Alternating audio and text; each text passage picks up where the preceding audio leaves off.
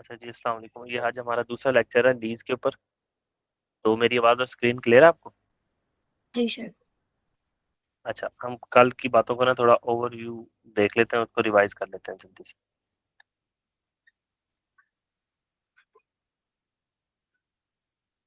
हमने कल ये पढ़ा था कि ये एक पर्सन है, ठीक है, ये सेकंड पर्सन। जो आज से पहले आपने अकाउंटिंग पढ़ी हुई थी ना, वो रेंटल की अकाउंटिंग पढ़ी हुई थी।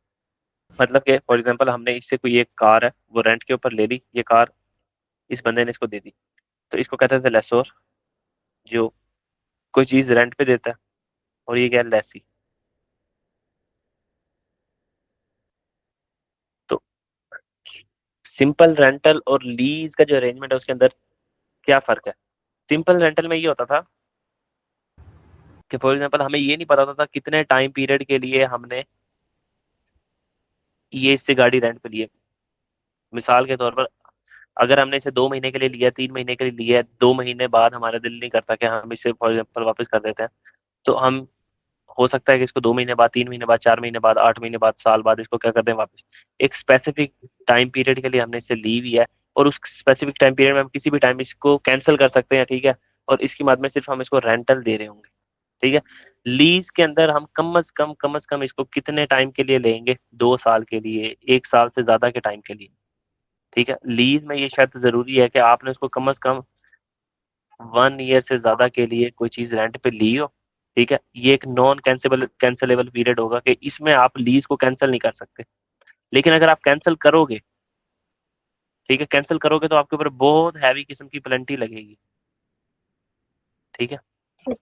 तो नॉर्मल रेंटल में ये होता था कि कोई भी चीज़ अगर हम देते थे तो वो 2-3 महीनों के लिए होती थी। हम उसको रेंट पे देते थे, उसकी हम सिंपल एंट्री करते थे, उसको ऑपरेटिंग एक्सपेंस के तौर पे ट्रीट करते थे। और हम अपने पास एंट्री करते थे डेप्रिसिएशन, सॉरी, हम अपने पास रेंट एक्सपेंस डेबिट करते थे कि हमें ये खर्चा है, एक ऑपरेटिंग खर्चा है ऑपरेशन का। रेंट एक्सपेंस डेबिट, और अपने पास से कैश कर देते थे क्रेडिट, या पेबल को क्रेडिट कर देते थे अगर पैसे अभी दिए नहीं होते थे, ठीक है। लेकिन लीज लीज की अरेंजमेंट कहती है कि कम से कम आपने उसको 1 साल या 1 साल से ज्यादा अरसे के लिए अगर लिया है किसी चीज को अपने पास, होल्ड करें, और वो एक नॉन कैंसिलेबल टाइम पीरियड है, मतलब आप उस 1 साल के दौरान आप उसको लीज को कैंसिल आउट नहीं कर सकते। तो ये एक प्योर लीज की अरेंजमेंट है। इसमें IFRS 16 अप्लाई करोगे। IFRS 16 में हमने पढ़ा था कि दो पर्सन के दरमियान ये अरेंजमेंट होती है, जिसमें एक पर्सन, जिसको हम लेसोर कहते हैं, वो लेसी को क्या करता है, एक एसेट, नहीं, एक एसेट तो देता है, ठीक है, लेकिन उस एसिड को इस्तेमाल करने का हक देता है, मतलब right of use of acid देता है, कि इस एसिड को इस्तेमाल करने का हक, और ये इसको बदले में क्या देता है, रेंटल देता है।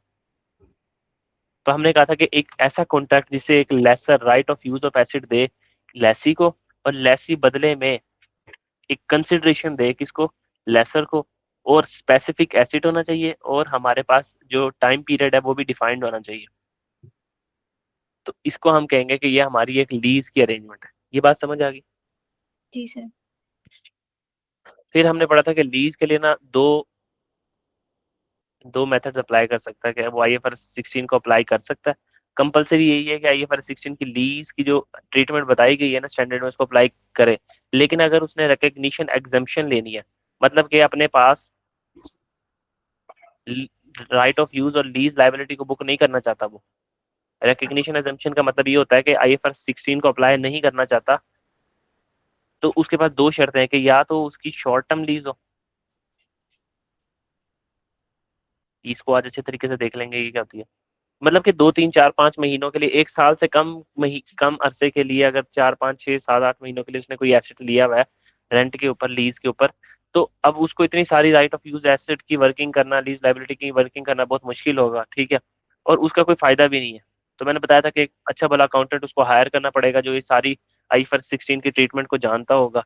तो इतने का तो वो तकरीबन एसेट नहीं है जितने के लिए आप एक्सपेंस कर दोगे उसकी अकाउंटिंग एंट्रीज को जनरेट करने के लिए। या फिर आपका एसेट ही लो वैल्यू, कि मामूली सी कीमत का एसेट है।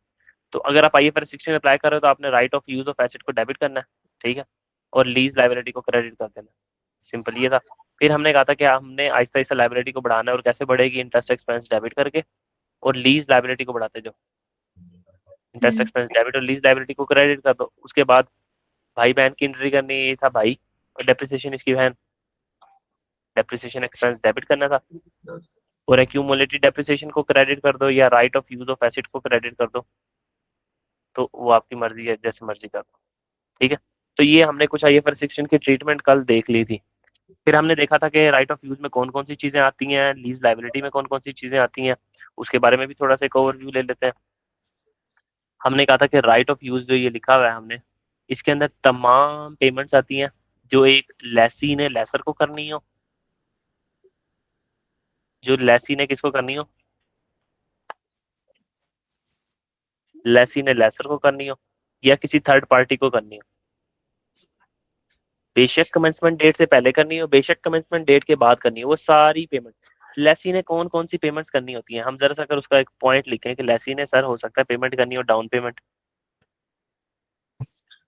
ये वो पॉसिबल पेमेंट है लेसी कर सकता है। ठीक है, डाउन पेमेंट हो सकता है उसने करनी हो सकता है कोई इनिशियल डायरेक्ट कॉस्ट हो। सही। कल इसके बारे में भी हमने पढ़ लिया था, इसको IDC कहते हैं। ठीक है। अब ये डाउन पेमेंट कमेंसमेंट डेट से पहले करता है यानी इंसेप्शन डेट पे करता है, या कमेंसमेंट डेट के ऊपर करता है, कभी भी कर सकता है। इनिशियल डायरेक्ट कॉस्ट वो कमेंसमेंट डेट पे भी कर सकता है, इंसेप्शन डेट पे भी कर सकता है, यानी जिस दिन मुकाव हुआ, जिस दिन उनकी एग्रीमेंट हुई है उस दिन भी कर सकता है, और जिस दिन कमेंसमेंट हुई है, लीज शुरू हुई है, उस दिन भी कर सकता है। तो राइट ऑफ यूज में बेशक कमेंसमेंट वाली डेट हो, बेशक इंसेप्शन डेट हो, तमाम पेमेंट जो लेसी को करा हो या थर्ड पार्टी को करा हो वो हमने ले लेनी है।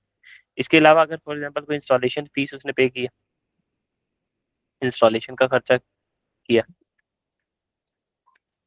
ठीक है, इसके अलावा कोई रेंटल हो सकते हैं जो उसने रेंटल की पेमेंट करनी है। फिर हो सकता है कोई उसने डीकमीशनिंग या डिसमेंटलिंग कॉस्ट पे करनी है।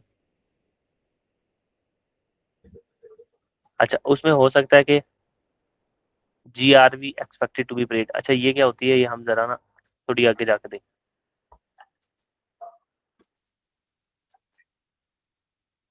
ठीक है। तो ये पॉसिबल चीजें जो राइट ऑफ यूज में आ सकती हैं। लेकिन जो हमारी लीज लाइबिलिटी कल हमने पढ़ी थी कि लीज लाइबिलिटी के अंदर कौन कौन सी चीजें आ सकती हैं। लीज लाइबिलिटी में सिर्फ वो ही पेमेंट्स आ सकती हैं जो एक लेसी ने सबसे पहले तो करनी हो लेसर को, वो पेमेंट आएंगी। जो थर्ड पार्टी वाली जो पेमेंट है सारी वो कोई भी नहीं आएगी।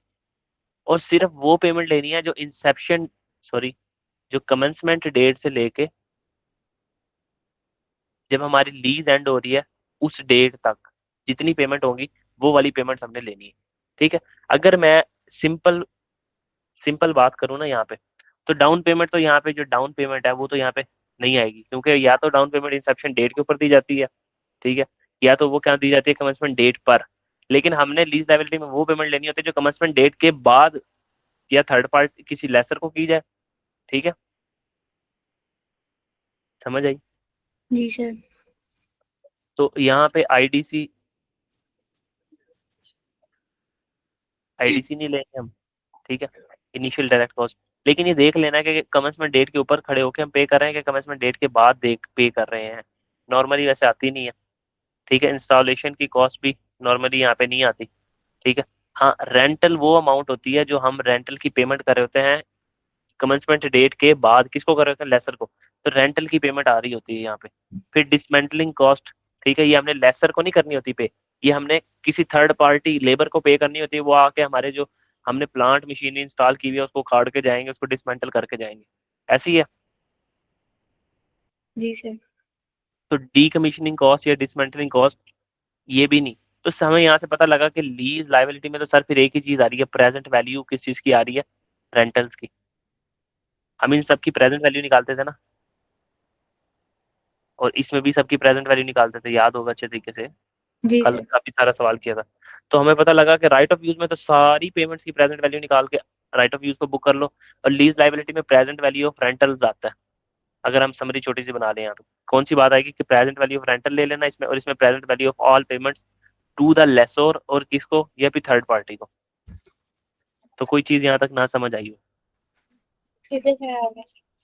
फिर हमने कल टेबल बनाना सीखा था। तो ये भी कल की बातें हो रही हैं, आज की कोई नई बात हमने शुरू नहीं की अभी तक। हमने टेबल बनाना सीखा था कि हमने कहा अब ये टेबल ना ऐसे अच्छे तरीके से याद कर लेना, इसी टेबल से सारे सवाल होंगे। ठीक है।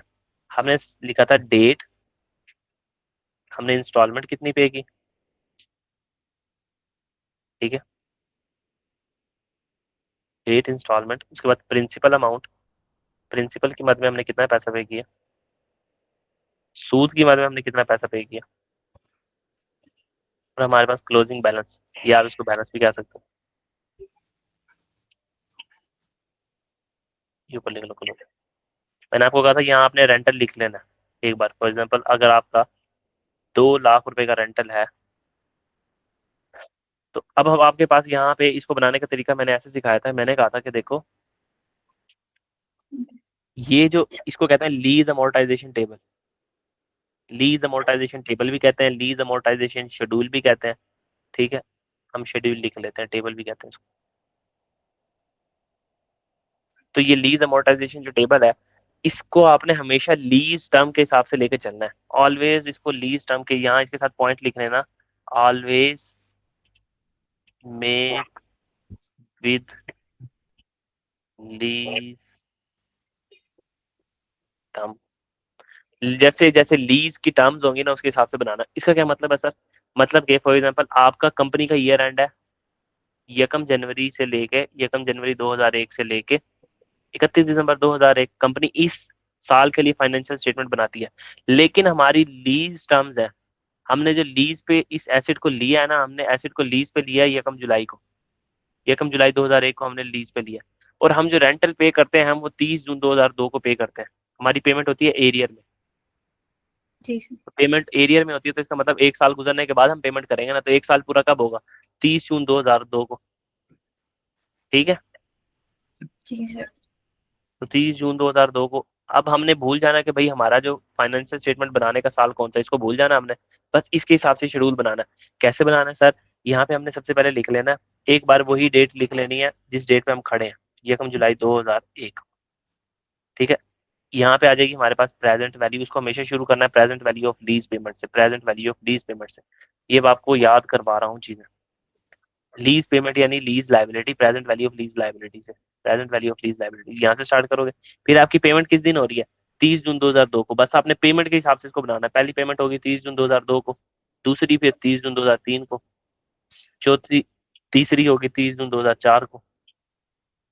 बस अब जब बैलेंस शीट वगैरह वो बनानी होंगी, वो फिर हम खुद ब खुद सवालों में जाके देख लेंगे कि वो कैसे बनेगी। और यहाँ पे सिंपली हमने इसको बनाने का तरीका क्या सीखा था कि इस ये क्लोजिंग, ये लाइबिलिटी का ओपनिंग बैलेंस है, ओपनिंग बैलेंस ऑफ लाइबिलिटी के ऊपर हम इंटरेस्ट का रेट मल्टीप्लाई करेंगे, तो हमारे पास इंटरेस्ट की परसेंटेज आ जाएगी।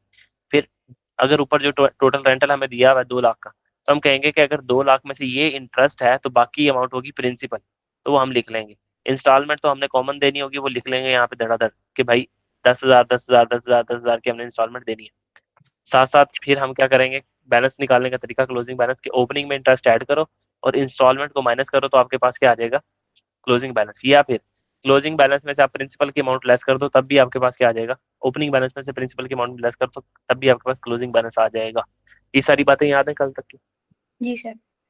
तो पूरे कल का लेक्चर तकरीबन ऑलमोस्ट समराइज हो गया। अब हम थोड़ी सी चीजों को देखते हैं, समरी को, और फिर आज की नई बात की तरफ आते हैं। तो ये स्क्रीन शेयर हो रही है आपके साथ? जी। ये हमारी IFRS 16 की समरी है, तो इसको स्टार्ट करते हैं।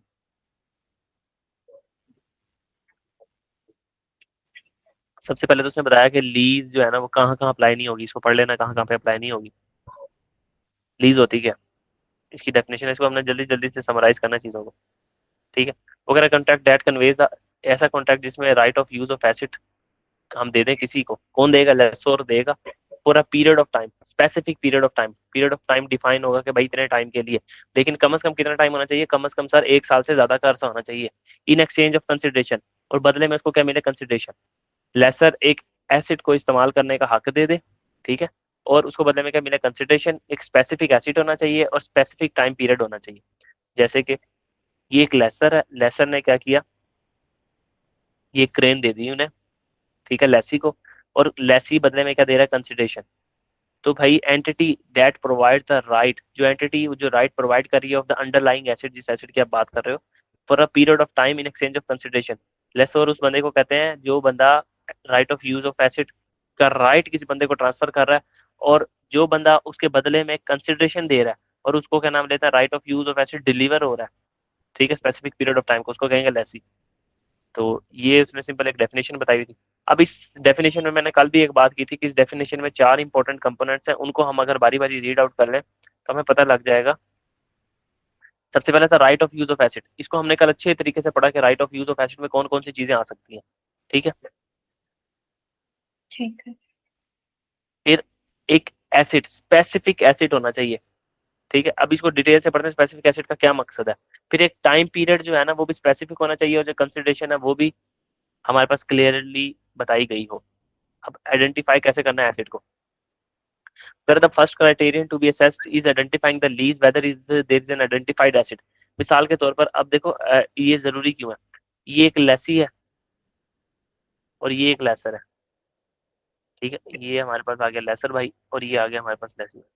ये लेसी इस लेसर के पास गया, इसको जाके कहा कि ना मुझे एक क्रेन चाहिए, ऊपर क्रेन नजर आ रही है, ये मुझे एक क्रेन चाहिए आपसे ना लीज के ऊपर, 5 साल की लीज के लिए मैं ये क्रेन आपसे चाहता हूँ और मैं ना आपको 1 लाख रुपए का रेंटल देता रहूंगा। उसने कहा ठीक है बिल्कुल सही है। लेकिन ना लेसर ने पता क्या किया, लेसर ने कहा आप ये जो क्रेन खड़ी है ना, इसका नंबर है MN01, ये क्रेन आप ले जाओ, हर रोज क्रेन को इस्तेमाल करने के बाद ना इस क्रेन को हमारे गोदाम पे वेयर हाउस पे आके आके छोड़ जाना, और सुबह अगर तो यही क्रेन खड़ी हुई तो ठीक है आप ये वाली क्रेन ले जाना, नहीं तो कोई MN02 ले जाना, नहीं तो MN03, जो क्रेन खड़ी होगी ना आप वो ले जाना, ठीक है? तो अब यहाँ हमारे पास जो एसिड है ना वो स्पेसिफाइड नहीं है कि हमने कौन सा एसिड लीज पे लिया हुआ है, क्योंकि हमारा जो लेसर है ना उसके पास सब्सटेंशियल राइट है, मतलब कभी भी एसिड को चेंज कर सकता है। अब सुबह हमें कौन सा एसिड मिलेगा हमें नहीं पता। लीज के लिए जरूरी शर्त है कि आपका एसिड जो है ना वो क्या होना चाहिए, स्पेसिफाइड होना चाहिए। ठीक है। समझ आइए बात, ठीक है? जी। Lease is whether there is an identified asset. Typically, the asset will be explicitly identified in the contract or alternatively identified maybe implicitly implicit। अच्छा अब ये explicitly कैसे होता है और implicitly कैसे होता है इसको देख लेते हैं जरा। इन दो बातों का क्या मतलब है इसको जरा देख लेते हैं।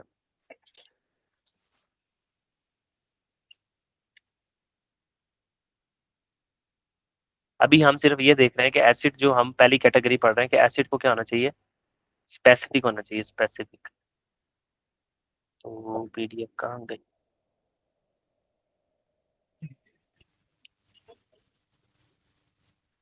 चैट पीडीएफ ये रहा।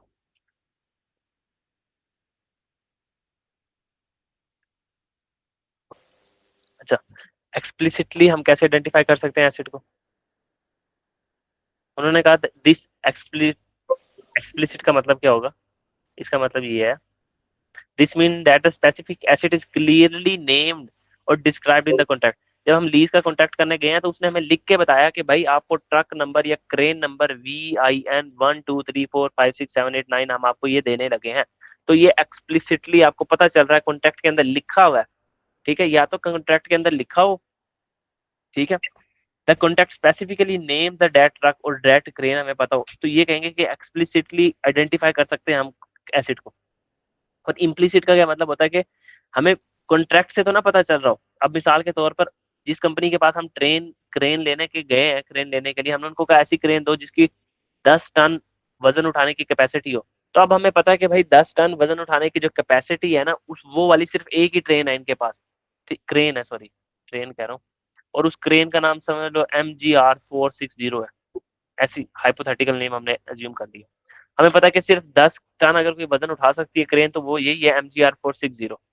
तो अब हमें बेशक उसने लिख के नहीं बताया कि भाई हम आपको कॉन्ट्रैक्ट के अंदर ये वाली क्रेन देने लगे हैं, लेकिन इम्प्लिसिटली अगर हम देखें कि एक ही क्रेन है जो इस काम के लिए कैपेबल है और हमने उनसे क्रेन भी लीज में ऐसी मांगी है जो 10 टन वजन उठा सके, तो कह रहा है contract says the supplier must provide a crane capable of lifting 10 ton for use specific construction site के ऊपर but does not specify the serial number. अब हमें कोई सीरियल नंबर वगैरह उसने कुछ भी नहीं दिया, बस जो क्रेन 10 टन उठा सकती है तो वो हमें पता है कि भाई वो तो एक ही ट्रेन है। तो हमारा एसिड आइडेंटिफाई हो सकता है एक्सप्लिसिटली भी और इम्प्लिसिटली भी, ठीक है? ठीक है। कि हम उसको आइडेंटिफाई कर सके, ये ना हो कि सुबह कोई और एसिड मेरा है, शाम को कोई और एसिड मेरा है, और लेसर की मर्जी है वो कभी कोई एसिड भेज देता है कभी कोई एसिड भेज देता है हमारे पास। अच्छा हम आगे चलते हैं।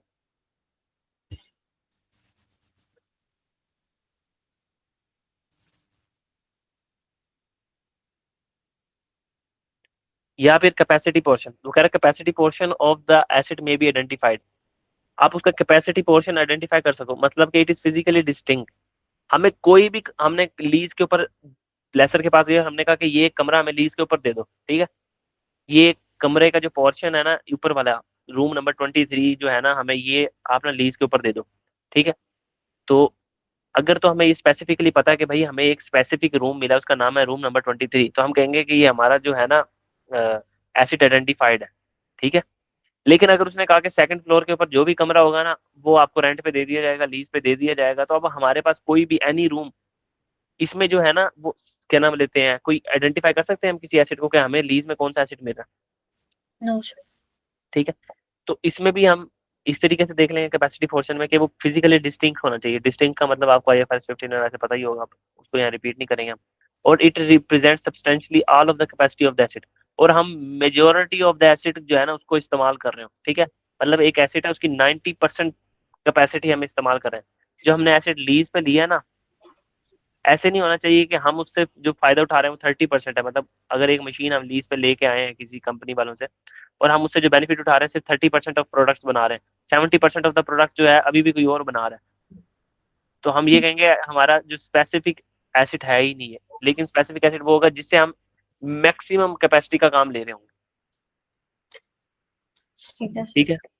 तो अब आइडेंटिफिकेशन ऑफ एसिड के ऊपर हम एक और बात जो लास्ट है उसको देखते हैं, सब्सटीट्यूशन राइट। सब्सटीट्यूशन राइट का मतलब वही जो मैंने ऊपर बात कर दी कि ये लेसी भाई थे और ये लेसर भाई थे। तो लीज बहुत आसान है, इसको ना ज्यादा कम्प्लेक्स करना नहीं है। अभी हम सिर्फ ये देख रहे हैं कि एसिड को स्पेसिफिक होना चाहिए, एक्सप्लिसिट भी होना चाहिए या इम्प्लिसिट हो, या कॉन्ट्रैक्ट में उसका नाम लिखा हो, कॉन्ट्रैक्ट में नाम ना लिखा हो तो बहुत ऑब्वियस हो, ठीक है। फिर हमने पढ़ लिया कि कैपेसिटी पोर्शन 90% होना चाहिए कम से कम, या फिर एक स्पेसिफिक रूम होना चाहिए। बस अभी तक हमने समरी में ये पढ़ा। फिर अब सब्सटीट्यूशन राइट का क्या मतलब होता है? सब्सटीट्यूशन राइट का मतलब ये होता है, ये जो लेसर है ना, हमने इसको कहा कि सर हमें ना एक रूम दे दो किराए के ऊपर, लीज के ऊपर हमें एक रूम दे दो। अगर तो वो कह देता है 23 रूम नंबर आपका है सर, तो हम उसको कहते हैं ठीक है सर, ये तो हमारी एक लीज की अरेंजमेंट होगी। उसने कहा कि हम ना ऐसा करेंगे कि 23 रूम नंबर आपको दे देते हैं, लेकिन जब भी अगर हमें कोई जरूरत पड़ी ना, तब आप ऐसा करना कि 23 की बजाय ना 22 में रह लेना, थोड़े टाइम वहां पे क्लास कर लेना। हमने ट्यूशन के लिए उनसे लीज पे ली थी एक रूम। फिर उन्होंने कहा कि अगर हमें फिर जरूरत पड़ी तो हम आपको 21 में भी भेज सकते हैं, 24 में भी भेज सकते हैं, लेकिन कभी कभी आप 23 में भी रह लेना। अब हमारे पास जो एसिड है ना वो स्पेसिफाइड नहीं है। जो सब्सटीट्यूट यानी तब्दील करना, एसिड को तब्दील करने का इख्तियार, सब्सटीट्यूशन राइट का मतलब है कि एसिड को तब्दील करने का इख्तियार किसके पास है? लेसर के आपके, पास। हाँ लेसर के पास है। तो कह रहे हैं कि जब सब्सटीट्यूशन राइट लेसर के पास हो ना, एसिड के ऊपर कंट्रोल करने का राइट लेसर के पास हो, तो वो लीज नहीं होती। ये चीज आपने याद रखनी है कि जब एसिड चेंज कर सकते हो, एक लेसर चेंज कर सकता हो, तो हम उसको कहेंगे कि हमारी लीज है नहीं। लीज अरेंजमेंट के लिए लेसी का कंट्रोल होना जरूरी है। It is possible for the contract to specify asset, contract के अंदर लिखा होना चाहिए कौन सा एसिड है, while at the same time the lesser retain the substantive right। ऐसा भी हो सकता है कि उसी सेम टाइम के ऊपर लेसर रिटेन कर रहा है, लेसर के पास है क्या, substantive right to substitute asset throughout the period of the use, कि वो कभी भी उसको एसिड को तब्दील कर सकता है। ये राइट किसके पास है? लेसर के पास। In such cases the specified acid criterion would not be met and the contract would not contain a lease। अगर सब्स्टिट्यूशन के राइट लेसर के पास है ना कि वो कभी भी एसिड को तब्दील कर सकता है, तो हम कहेंगे कि इस केस के अंदर लीज है ही नहीं। समझ आ गई बात सारी? जी सर। अब वो, अब हमें वो सिर्फ तरीका पता लग जाए कि सर हमें कब पता लगेगा कि सब्स्टिट्यूशन के राइट लेसर के पास है तो हमें लीज नहीं होगी। तो बस अब वो दो तरीके हम देख लेते हैं कि कैसे हमें पता लगेगा। ये दो उसने लिखी हुई है सीधी सी बात।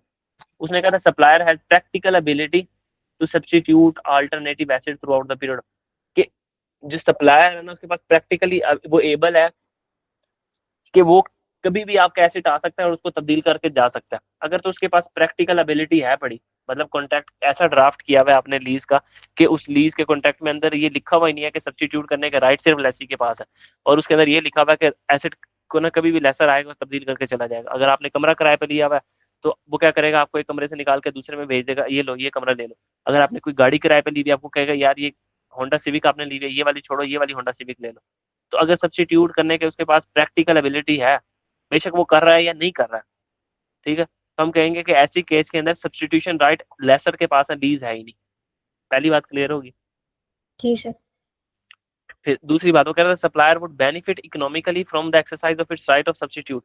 अब अगर जो रूम है, अगर जो लेसर है ना हमारा, उसको कहीं से ऑफर आती है, और वो ऑफर ये आती है कि आप ना हमें जो रूम नंबर 23 है ना, वो आप उसको ना 10 लाख के ऊपर किराए पे दे दो, हमें लीज आउट कर दो, और हम उसका किराया सिर्फ 1 लाख रुपए दे रहे हैं।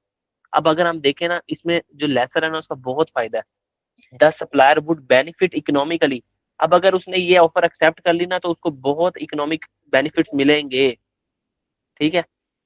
लेकिन अगर उसके पास ये ऑप्शन आए कि आप हमें ये रूम नंबर 23 किराए पे दे दो और हम आपको बदले में 50,000 देंगे, तो अब हमारा लेसर पागल है कि 1 लाख रुपए पे रेंट पे हमने लीज पे दिया हुआ उसने कमरा, और वो हमसे 50,000 रुपए में किसी और को देगा? कभी भी नहीं देगा।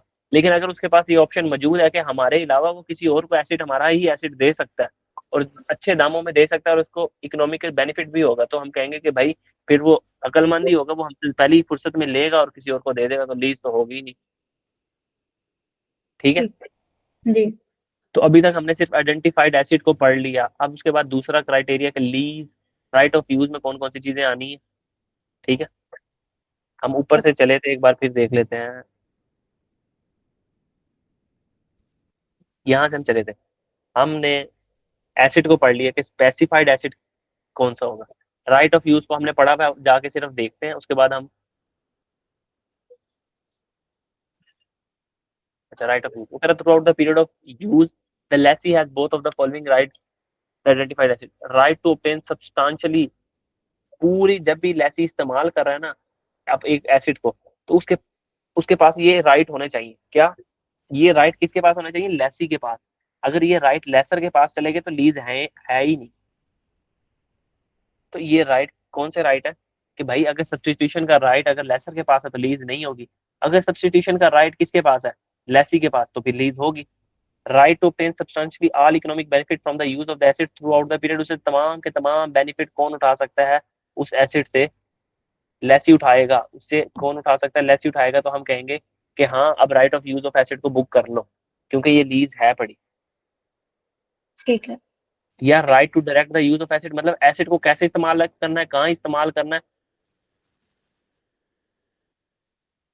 एसिड को कहाँ इस्तेमाल करना है। Right to direct the use of asset, how, कैसे इस्तेमाल करना है, and for what purpose the asset is use throughout the period of use. कि एसिड को किस टाइम, कितनी जगह, कहाँ पे इस्तेमाल करना है। अगर ये सारे राइट किसके पास है? लेसी के पास, तो हम कहेंगे सब्सटीट्यूशन राइट किसके पास है? लेसी के पास।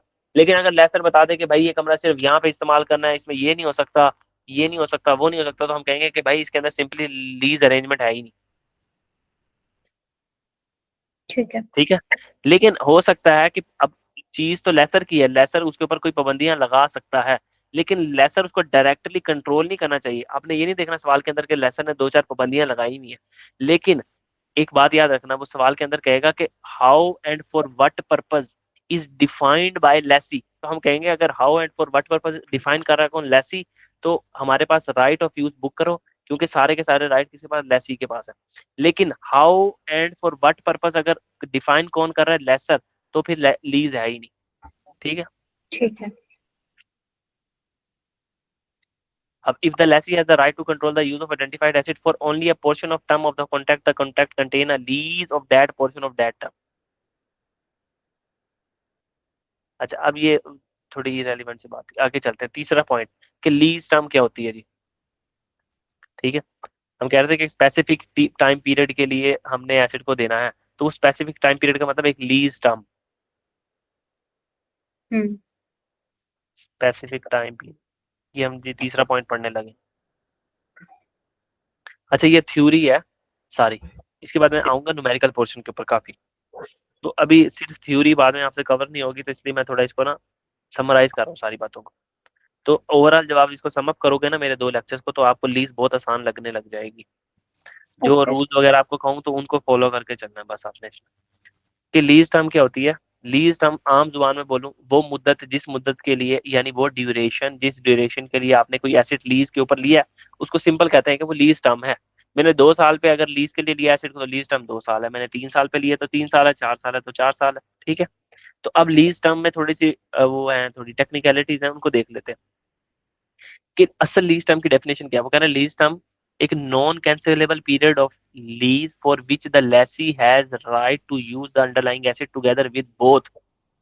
अच्छा, अब लीज टर्म ना वो टाइम पीरियड कहते हैं उस टाइम पीरियड को जिसमें ना एक हमारा लेसी है ना एसिड को इस्तेमाल करने का हक रखता है। मिसाल के तौर पर लेसी, ये लेसी है, ये बात ऐसे समझ आएगी, लेसी है और ये लेसर। अब इस लेसर ने ना एक एसिड इसको दे दिया, फॉर एग्जांपल एक व्हीकल मोटरसाइकिल दे दी, या फिर आप कह सकते हो कि कोई गाड़ी दे दी या क्रेन दे दी, ठीक है। ये क्रेन उसने इसको दे दी लीज के ऊपर। अब इन दोनों के दरमियान जो लीज एग्रीमेंट हुआ ना, ये लीज एग्रीमेंट है। इस लीज एग्रीमेंट में लिखा हुआ है कि ये लीज एग्रीमेंट है 2 साल का, प्लस साथ ये भी लिखा हुआ है ये 2 साल का एग्रीमेंट है, 2 साल के लिए लीज पे मैं इसको दे रहा हूँ। प्लस अगर लेसी भाई का दिल चाहे 2 साल बाद, तो लेसी भाई ना मार्केट में जो रेट चल रहा है ना, मार्केट में जो रेट चल रहा है वो रेट पे करके मशीन का, क्रेन का, उस वक्त मार्केट में जो रेट चल रहा होगा वो मशीन का पैसे पे करे, और वो मुझसे ना क्या कर ले, वो पूरे का पूरा क्रेन ही परचेज कर ले 2 साल बाद, ठीक है। तो क्रेन की जिंदगी असल में है 4 साल, क्रेन की जिंदगी है 4 साल। तो हम कहेंगे कि अब हम ये इसमें लीज टर्म क्या सोचें। लीज टर्म हमारा क्या होगा कि हमने लीज तो ड्राफ्ट की है 2 साल की, और हम उसको एसेट को परचेज कर सकते हैं। बीइंग अ लेसी सोचना है आपने, लेसी के तौर पे कि हम इस एसेट को परचेज कर सकते हैं। तो अब होना तो यही चाहिए ना कि लेसी से पूछे भाई तूने परचेज करना है कि नहीं करना, और लेसी हम्म। कहते कि हाँ जी मैंने परचेज करना है, तो हम कहेंगे ठीक है, फिर तो तूने एसेट 4 सालों के लिए ले रहा है, फिर तो तू एसेट 2 सालों के लिए ले ही नहीं रहा। फिर तो तुझे एसेट अपनी किताबों में 4 साल पे रिकॉर्ड करना चाहिए, इसको डेप्रिशिएट भी 4 साल पे करना चाहिए। लीज की अरेंजमेंट 2 साल की होगी, ठीक है, कोई मसला नहीं। बात समझ आती है। तो 2 साल वो लीज टर्म पे लेगा, उसके बाद 2 साल बाद वो परचेज कर लेगा। हाँ। अच्छा, ठीक है। परचेज वाली बात को ना मैं ऐसे करता हूँ कि उसके पास ये ऑप्शन है कि वो 2 साल की लीज के ऊपर ले ले। उसके बाद उसके पास ये ऑप्शन है कि 3 साल की जो है ना, 3 साल पे मजीद ऑप्शन, 3 साल के लिए और लेनी। पहले 2001 2002 के लिए लीज अरेंजमेंट हो गई है कि लीज का एग्रीमेंट लिखा जा रहा है, उसमें लिखा है कि 2 साल के लिए हम ये क्रेन लेसी को दे रहे हैं। और इसके अंदर एक क्लॉज डाल दी कि 2 साल के एंड के ऊपर उसके पास ये ऑप्शन होगा कि वो मजीद 3 साल के लिए 2003 2004 2005 के लिए भी ले सकता है ये क्रेन किराए पर। और जो उसका किराया है ना वो बहुत थोड़ा होगा, मार्केट में जो किराया चल रहा होगा उसकी निस्बत बात बहुत थोड़ा होगा। और दूसरा ऑप्शन ये होगा कि उस वक्त जो मार्केट में किराया चल रहा होगा तो वही उसको देना पड़ेगा लेसी को। अब तो लेसी से पूछना पड़ेगा कि भाई क्या 2 साल जब गुजर जाएंगे तो तू तीसरे चौथे पांचवें साल के लिए लीज पे लेगा। तो लेसी ठीक है। कहेगा हाँ जी मैं लीज पे लूंगा। तो फिर हमें क्या समझना चाहिए, लीज टर्म कितना है। 4 साल। 5 साल, 5 साल, 3 साल की बात कर रहा हूँ ना। या 5। हाँ, अब बात को रिपीट करता हूँ कि नॉन कैंसिलेबल पीरियड तो लीज टर्म के अंदर है पड़ा शामिल। 2 साल तो पक्के हैं ना कि लीज टर्म में है पड़े, ये लिखे हुए। मसला इन 3 सालों का, इसको लीज टर्म में ऐड करना है या नहीं करना। तो इसके लिए हमने रूल बना लिया। लेसी कहेगा कि हाँ भाई अगर मैंने लीज, जब लीज टर्म खत्म हो जाएगी ना, मेरी 2 साल की लीज खत्म हो जाएगी, फिर मैं 3 साल के लिए रिन्यू करवा लूंगा दोबारा से। अगर उसने आज ही खड़े होकर कह दिया ना पहले दिन, तो हम कहेंगे फिर लीज को आप समझो कि वो 5 साल की लीज है, 2 साल की लीज ना समझो। पहली बात क्लियर है। जी। दूसरी बात, लीज जो है ना, लीज ये थी कि 5 साल के लिए हमने कॉन्ट्रैक्ट में लिख के दे दिया कि हम ये क्रेन 5 साल के लिए लेसी भाई को दे रहे हैं। अगर यहाँ तक बात लिखी होती और कोई बात ना आगे लिखी होती तो हम कहते हैं लीज टर्म 5 साल है, क्योंकि हमने 5 सालों के लिए दे दिया। अब उस कॉन्ट्रैक्ट के अंदर ये बात लिखी हुई थी कि सर लेसी के पास ये ऑप्शन है पड़ा कि 5 सालों में से 2 साल तो ऐसे हैं जिसमें वो कैंसिल कर ही नहीं सकता, जो मर्जी कर ले। लेकिन ठीक है। अगले 3 साल अगर उसने इस्तेमाल नहीं करने, तो उसको हैवी पेनल्टी देनी पड़ेगी, बहुत बड़ी पेनल्टी देनी पड़ेगी। तो हम अब अगला सवाल क्या होना चाहिए हमारा, हम लेसी से पेनल्टी। आके पूछें, हम लेसी से आके पूछें भाई तूने 2 साल इस्तेमाल करना है कि तीसरे साल के दूसरे साल के एंड पे पेनल्टी भरेगा तू। उसने कहा मैं तो पेनल्टी भरूंगा ही भरूंगा, मैंने 2 साल इस्तेमाल करना है और मैं दूसरे साल के एंड पे जितनी पेनल्टी बनती है मैं दे के जान छुड़वाऊंगा, ये एसिड घटिया एसिड होगा। तो अब लीज टर्म 2 साल लेना चाहिए 5 साल लेना चाहिए। टर्म तो 5 साल की ही है। नहीं ना, ओवरऑल देखो कि उसने लेसी ने 2 साल, उसने कहा मैंने अपने पास एसिड किताबों में 2 साल ही रखना है, मैं लीज के लिए सिर्फ 2 साल के लिए लेके आ रहा हूँ एसिड। दूसरे तो साल फिर के एंड में मैं 3 3 सालों की जो पेनल्टी बनती है उसको दे के जान छुड़वाऊंगा, मैं फिर क्यों रखूंगा इसको अपने पास? तो हमें ठीक है। लेसी को दिखाते रहना चाहिए किताबों में। नहीं। हाँ। तो अब यहाँ सारी बात की जो समरी है ना, वो छोटी सी बात, कि नॉन कैंसिलेबल पीरियड तो आएगा ही आएगा, उसमें तो कोई शक ही नहीं है, क्योंकि उसमें तो कैंसिल हो ही नहीं सकता। मसला ये है कि वो पीरियड को एक्सटेंड करना चाहता है या नहीं करना चाहता। अगर तो वो एक्सटेंड करना चाहता है तो उसको लीज टर्म में ऐड कर दो। दूसरा ऑप्शन ये कि कोई पेनल्टी वगैरह उसको कैंसिल करने पे लगती है, अगर वो पेनल्टी को पे करना चाहता है खुशी से, तो पेनल्टी पे करके जो अगला टाइम बनता है उसको ऐड ही ना करो। तो उसने यहाँ पे टेक्निकल डेफिनेशन लिखी है कि लीज टर्म जो होता है ना, उसके अंदर लिखा हुआ है non cancellable period of the lease of which the lessee has right of use of underlying asset, कि नॉन कैंसिलेबल पीरियड को तो लो आप, ठीक है, प्लस उसके अंदर टुगेदर विद बोथ, इन दोनों में से ये दोनों भी लेने हैं। कैसे? कि period covered by the option to extend the lease, आपके पास एक ऑप्शन है पड़ा कि आप लीज को एक्सटेंड कर सकते हो, और कितना सा टाइम एक्सटेंड कर सकते थे, मजीद 3 साल के लिए आप ले सकते थे। तो hmm. Period cover by the option to extend the lease, और इसको कब ऐड करना है लीज टर्म में? If lessee is reasonably certain to exercise the option. Lessee को यकीन है, लेसी रीजनेबली सर्टेन है कि भाई उसने ये ऑप्शन एक्सरसाइज करना है, वो तीसरे अगले 2 साल के बाद तीसरे साल के लिए, चौथे साल के लिए, पांचवें साल के लिए लेगा लीज पे। समझ ठीक आ है। गई? जी। फिर अगला ऑप्शन तो क्या था, और वो period, the period covered by the option to terminate the lease. अब वो जो पीरियड, उस पीरियड को कवर करना है आपने, कि नॉन कैंसिलेबल पीरियड जो आपने लेना ही लेना है, लेकिन वो जो एरिया है जिसमें वो कैंसिल कर सकता है, if the lessee is reasonable certain not to exercise the option, इसने उल्टा करके लिखा हुआ है कि ठीक है। मिसाल के तौर, पता कैसा लिखा हुआ है इसने? इसने कहा नॉन कैंसिलेबल पीरियड है 2 साल, हम्म। ठीक है। अब लेसी के पास ये ऑप्शन है, लीज टर्म्स उन्होंने जो लिखा हुआ है ना सवाल के अंदर 5 साल है। अब वो आपसे पूछ रहा है कि बताओ असल लीज टर्म 5 साल ही बनते हैं, या 2 बनते हैं, या 3 बनते हैं? तो उसने कहा कि 2 साल तो है नॉन कैंसिलेबल पीरियड। अब आगे 3 साल का ना ऑप्शन है, लेसी इसको इसको लीज को चलाता रहे, या इसको ना टर्मिनेट कर दे, लीज को टर्मिनेट कर दे, खत्म कर दे, और टर्मिनेट करने के लिए कोई पेनल्टी दे दे। तो हमने लेसी से पूछा भाई आपने पेनल्टी दोगे, टर्मिनेट करोगे? उसने कहा जी मैं करूंगा। तो हमने कहा फिर तो आप एसिड को 2 साल इस्तेमाल करना चाहते हो, लीज टाइम भी 2 साल है। लेकिन उसने बात ऐसे नहीं लिखी, उसने कहा, हमने एसिड उससे आके पूछा कि भाई आप टर्मिनेट करोगे पेनल्टी दे के? उसने कहा पागल हो यार, इतनी भारी पेनल्टी लगेगी, मैं क्यों टर्मिनेट करूंगा? तो लेसी कह रहा है, लेसी इज रीजनेबली सर्टेन है कि वो टर्मिनेट नहीं करेगा, ठीक है। अगर वो टर्मिनेट नहीं करेगा तो इसका मकसद यही है कि वो 3 साल इस्तेमाल करेगा। हम्म। तो लीज टाइम कितना बन जाएगा? नॉन कैंसिलेबल पीरियड प्लस ये वाला टाइम 5 साल। ठीक है। अब इस बात को छोटा सा समराइज कर लेना खुद ही। ठीक है सर। अब ये वो बातें लिखी हुई है कि सर आपको कैसे पता लगेगा कि वो उस टर्मिनेशन ऑप्शन जो है, ये एक्सटेंशन का ऑप्शन है, वो लेसी एक्सरसाइज करेगा या नहीं करेगा, ठीक है। तो आपको कैसे पता लगेगा? तो कुछ उन्होंने निशानियां बताई हैं। वो कह रहे हैं कि भाई आपकी जो टर्म्स एंड कंडीशन लिखी हुई है ना एग्रीमेंट के अंदर, आपने एग्रीमेंट के अंदर लिखा था कि 2 साल तो है नॉन कैंसिलेबल पीरियड, प्लस जो 3 साल है ना उसका एक्सटेंशन ऑप्शन दे रहे हैं हम, एक्सटेंशन ऑप्शन दे रहे हैं, ये आपकी ना लीज के कॉन्ट्रैक्ट के अंदर लिखा हुआ है। अब लेसी के पास ये हक होगा कि वो अगले 3 साल की लीज को इस्तेमाल कर सकता है, लीज अरेंजमेंट को रख सकता है, और उसको मार्केट में से जो किराया बनता है ना उससे भी कम देना पड़ेगा। तो हम कहेंगे भाई अब एग्रीमेंट ऐसा लग रहा है कि एग्रीमेंट में इतनी अच्छी क्लॉज लिखी हुई है, एग्रीमेंट खुद बता रहा है कि लेसी तो ये ऑप्शन को एक्सरसाइज करेगा। अगर उसने कहा कि मार्केट से भी डबल रेट लेंगे हम, तो हम कहेंगे लेसी पागल है, 2 साल बाद मार्केट से भी डबल रेट पे यही एसेट चलाता रहेगा। ठीक है। फिर cost of terminating the lease, फिर आप, उसने कहा कि 2 साल के लिए आप एसेट को चला सकते हो, 2 साल की तो लीज है नॉन कैंसिलेबल पीरियड। जो 3 साल है ना, इसमें आपके पास ऑप्शन है ये 3 साल के लिए आप कैंसिल कर सकते हो, कैंसिल कर दो। तो वो कैंसिल क्यों नहीं करेगा? हो सकता है कि इतनी बड़ी पेनल्टी हो, इतनी बड़ी पेनल्टी हो कि जो हमारा लेसी हो डर जाए, वो कहे यार कैंसिल नहीं करना, 3 साल भी चला लूंगा कोई मसला नहीं। तो अब लीज टाइम कितनी हो जाएगी? 5 साल। तो वो कह रहा है कि cost of terminating the lease, lease को टर्मिनेट करने की कॉस्ट इतनी बड़ी है कि lessee is reasonably certain not to exercise the option, ठीक है। ठीक है। लीज होल्ड इम्प्रूवमेंट्स, आप कोई एसिड क्रेन लेके आए और आपने उसके ऊपर 10 15 20 लाख रुपए का खर्चा कर दिया मजीद, तो भाई अब अगर आपने मजीद खर्चा कर दिया तो इसका मकसद यही होगा आपका कि 2 साल तो आपने इस्तेमाल करना ही करना है। और बाकी 3 साल भी करोगे ही करोगे, एक्सटेंशन ऑप्शन को एक्सरसाइज करोगे करोगे।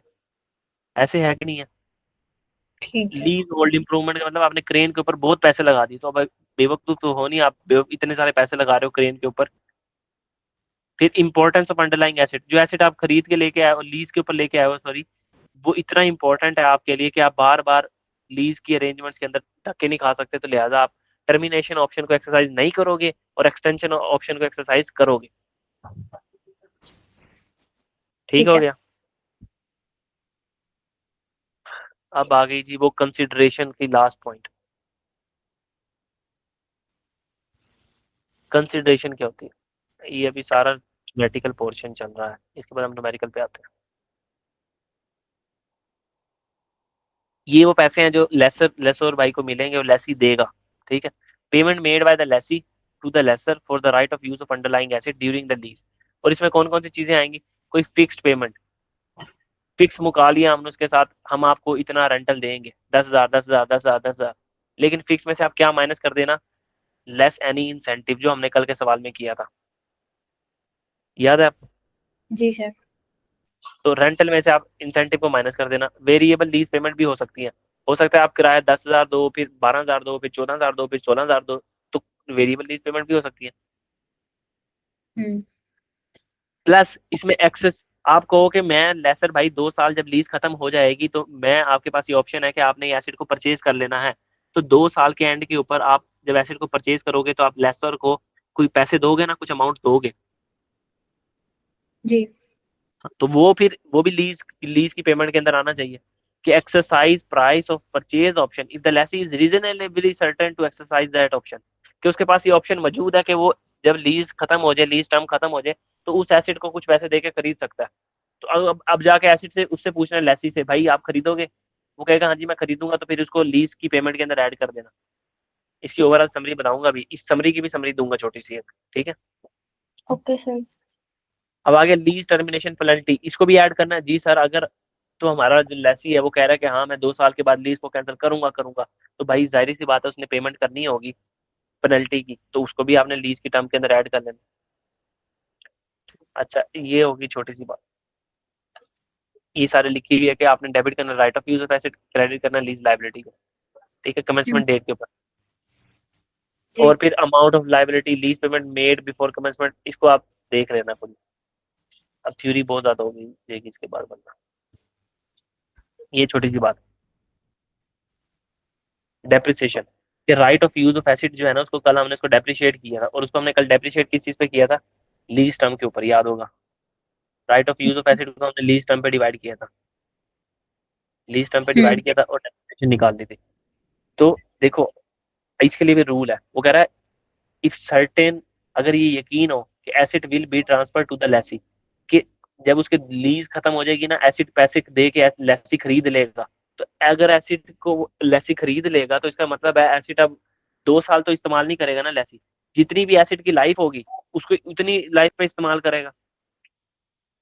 जी। तो जितनी उसकी लाइफ पे अगर उसको इस्तेमाल करेगा तो उसको डेप्रिशिएट भी उसकी यूजफुल लाइफ पे करना चाहिए। हम्म। तो अगर रीजनेबली सर्टेन होना कि अगर हमारा जो एलएसी है वो परचेज कर लेगा किसको, एसेट को, तो हम क्या करेंगे कि डेप्रिशिएट करेंगे right of use of asset को किस चीज पे, यूजफुल लाइफ पे। लेकिन अगर हमें ये पता ना हो, हमें यकीन ना हो कि एसेट को हमारा जो लेसी है वो परचेज करेगा या नहीं करेगा, यानी कि ओनरशिप एसेट की जो है लेसी को ट्रांसफर होगी या नहीं होगी, तो फिर हमने क्या करना है? शॉर्टर ऑफ, लोअर ऑफ या शॉर्टर ऑफ यूजफुल लाइफ और लीज टर्म पे डेप्रिशिएट करना, जो दोनों में से जो चीज शॉर्टर हो उसके ऊपर right of use of asset को करना है डेप्रिशिएट। इसका क्या मतलब है कि हमारी लीज टाइम है 2 साल, हमने 2 साल के लिए उसको लीज पे लिया और एसिड की यूजफुल लाइफ है 10 साल। अब मेरे पास कोई हम्म। ऑप्शन नहीं है कि मैं, लेसी के पास कोई ऑप्शन नहीं है कि उसकी ओनरशिप ट्रांसफर हो जाएगी एसिड की मेरे पास। तो भाई मैं क्यों 10 साल अपनी किताबों में इसको डेप्रिशिएट करूं, मुझे तो 2 साल में डेप्रिशिएट कर देना चाहिए right of use of asset. जी। अगर हम यहाँ रूल लगाएं तो बनता है इन दोनों में से लोअर भी क्या बनता है? Lease term. तो ये थी कल की सारी बातें। अब आते हैं हम सवालों की तरफ, असल जो मेन बात है हमारी आज की।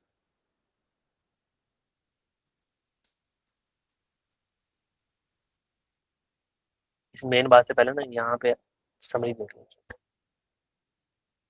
ये देखिए,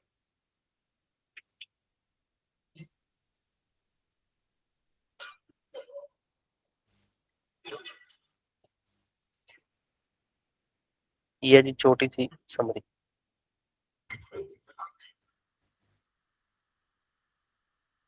छोटी समरी में क्या, सबसे पहले आपने एंट्री क्या करनी होती है, right of use of acid debit और लीज लाइबिलिटी क्रेडिट। ऐसे ही करते हो आप। जी। कोई भी आईडीसी थी आप उसको right of use of asset का पार्ट बना देते थे, right of use of acid में ऐड कर देते थे, याद है ना। जी। तो आईडीसी कोई भी हो तो उसको आपने ऐसी एंट्री करनी है, right of use of acid में कैपिटलाइज कर दिया उसको, right of use of acid को डेबिट कर दिया और आईडीसी यानी कैश को क्रेडिट कर दिया। फिर हम्म। प्रोविजन फॉर डिसमेंटलिंग को भी आप एसिड की कॉस्ट का पार्ट बनाते थे, याद होगा अच्छे तरीके से। और जी। यहाँ हमारे पास एसिड क्या, राइट ऑफ यूज एसिड है, तो हमने और ये प्रोविजन फॉर, प्रेजेंट। हाँ हाँ ठीक। प्रेजेंट वैल्यू से करते हैं ये काम। हाँ ठीक है। इस पहले इसका ना स्क्रीनशॉट ले लो यहाँ पे, इतने एरिया का।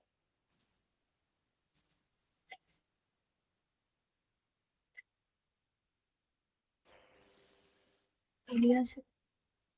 ठीक है, तो ये 3 एंट्रीज याद होगी। फिर उसके बाद जी हम करते थे जब रेंट की पेमेंट करते थे, तो ये एक जगह एंट्री की हुई है, इसको आपने तोड़ के कर लेनी है।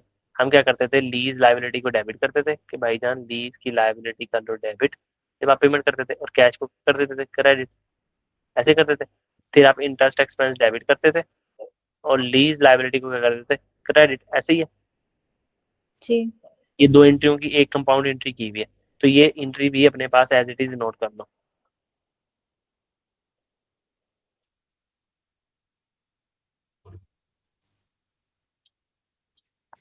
हमने ये वाली एंट्री नहीं करनी कंपाउंड एंट्री, आपने ये वाली एंट्री करनी। ठीक है। ठीक है। अच्छा, फिर डेप्रिसिएशन करते थे हम, डेप्रिसिएशन और एक्यूमुलेटेड डेप्रिसिएशन क्रेडिट। अब डेप्रिसिएशन के लिए आगे हमने रूल पढ़ लिए कि सर यूजफुल लाइफ पे करना है कि लीज टर्म पे करना है। उसमें हमने पढ़ा था कि इफ ओनरशिप अगर ट्रांसफर होनी है, when the ownership will transfer, और रीजनेबली सर्टेन है कि purchase option will be exercise, कि लेसी परचेज ऑप्शन को एक्सरसाइज करेगा, खरीद लेगा एसेट को, तो भाई इसको डेप्रिशिएट करो ओवर यूजफुल लाइफ के। और अगर ओनरशिप ट्रांसफर नहीं होनी तो डेप्रिशिएट किस पे करना है, शॉर्टर ऑफ लीज टर्म के ऊपर और यूजफुल लाइफ के ऊपर। ठीक तो है। ये पूरी सारी की समरी एक ही लाइन पे आ गई। ठीक है। फिर अगर हम यहाँ पे आए, इसको मैं मिटा देता हूँ, नोट कर लिया होगा आपने।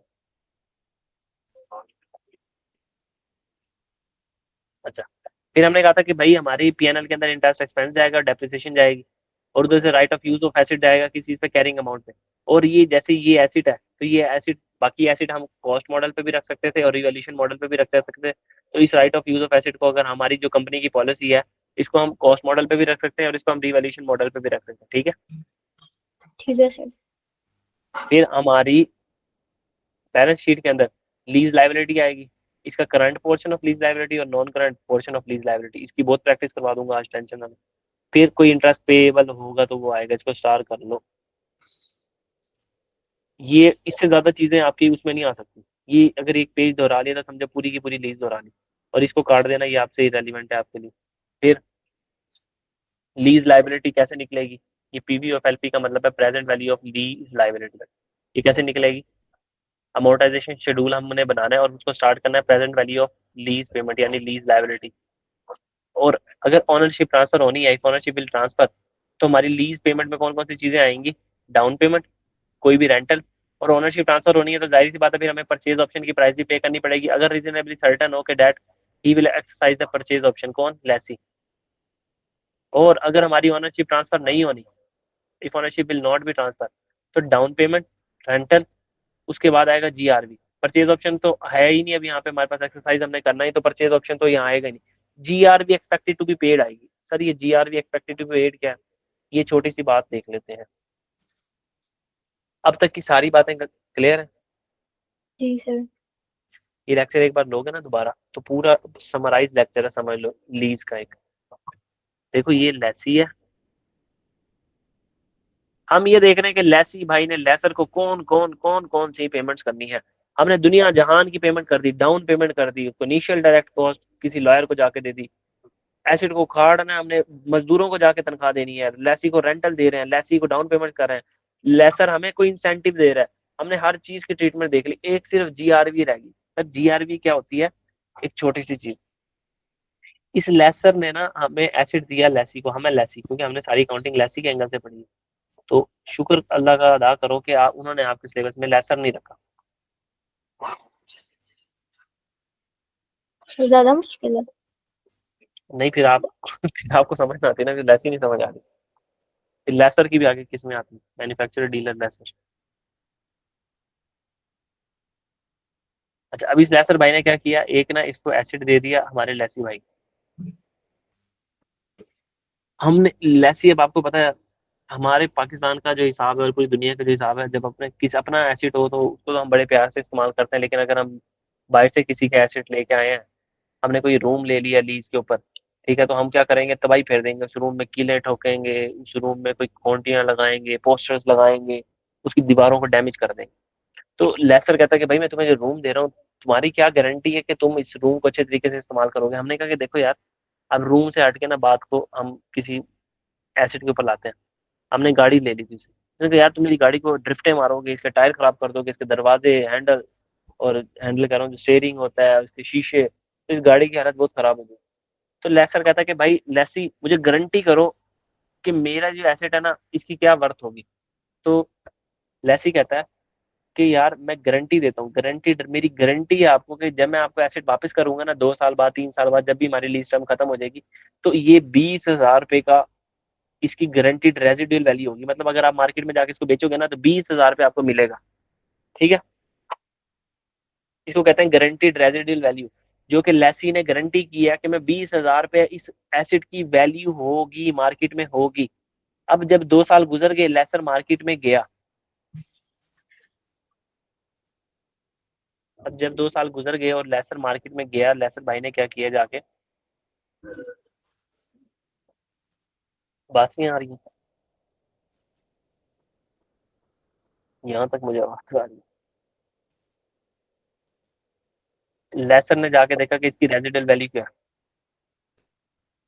उसको बेचने गया, इसकी रेजिडल वैल्यू थी, मिसाल ले लो 30,000, मिसाल ले लो 20,000 ही थी, मिसाल ले लो 15,000 थी। ये तीनों सिनेरियो देख लो।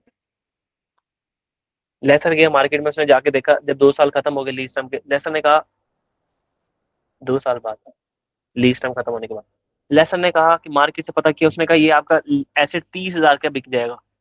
हम लेसी के पास आए, मैंने कहा लेसी यार 30,000 का बिक रहा है, पैसे दो।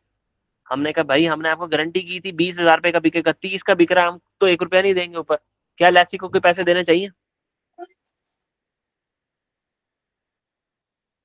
क्या नहीं। लेसी नहीं देने चाहिए? हमने गारंटी की थी 20,000 का बिकेगा आपका, 30,000 का बिक रहा है तो बहुत अच्छी बात है। तो इस वाले ऑप्शन में तो हम कुछ भी नहीं करेंगे, 1 रुपया नहीं देना लेसी ने। फिर लेसर भागता हुआ है, उसने कहा 20,000 का तुमने बोला था, 20,000 का ही बिक रहा है, तो दो पैसे और। हमने कहा क्यों और पैसे दें, हमने जितने का बोला था उतना मार्केट, उतने का मार्केट में बिक रहा है, हमने बहुत एहतियात से इस्तेमाल किया, इस केस में भी हम कोई पैसे नहीं देंगे। लेकिन हमने उसको गारंटी कर दी थी 20,000 की, हमने कहा 20,000 रुपये का आपका एसिड मार्केट में बिकेगा, बिकेगा। उसने मार्केट में जाके पता किया 15,000 रुपये का वो मार्केट में बिक रहा है, उसकी रेजिडियल वैल्यू जो है 15,000 रुपये है। ये रेजिडियल वैल्यू किसने निकाली है? लेसर ने, मार्केट से पता की है। ठीक है, ये रेजिडियल वैल्यू किसने पता किया? लेसर भाई ने, मार्केट में से जाके। तो अब हम भागते हुए, लेसर आया, उसने कहा कि तुमने तो बोला था। क्या? ये सारा रिपीट करिएगा, ये हुआ क्या है? ये सारा हुआ क्या? देखो, ये एक था लेसी और ये एक था लेसर। लेसी लेसर के पास आया, उसने कहा सर मुझे आप ना गाड़ी दे दें सिविक, 3 साल या 4 साल के लिए, 4 साल की लीज टर्म पे दे दें, 4 ईयर्स की लीज टर्म के ऊपर दे दें। हमने कहा ठीक है। बदले में लेसी इसको क्या करेगा, कोई ना कोई डाउन पेमेंट भी कर देगा, कर दी, कोई ना कोई रेंटल भी देगा, गाड़ी को इस्तेमाल कर रहा है, दे देगा। ठीक है, प्लस एक और चीज यहाँ आती है, GRV expected to be paid, वो समझा रहा हूँ कि वो क्यों ऐड होती है और वो क्या होती है। हम्म। ये डाउन पेमेंट भी दे दी, सिविक की रेंटल भी दे दिया, लीज पेमेंट के अंदर ये सारी चीजें आती हैं। तो अब GRV expected to be paid क्यों आती है? पहली बात, इस लेसर ने कहा कि तुम मेरी सिविक को इतना गंदा इस्तेमाल करोगे, इसकी खिड़कियां, दरवाजे, शीशे सब कुछ तोड़ के वापस करोगे। हमने कहा ऐसा नहीं करेंगे, वादा करते हैं कि तुम्हारी सिविक 20,000 की मार्केट में बिक जाएगी 4 साल के बाद, जब हमारी लीज खत्म हो जाएगी।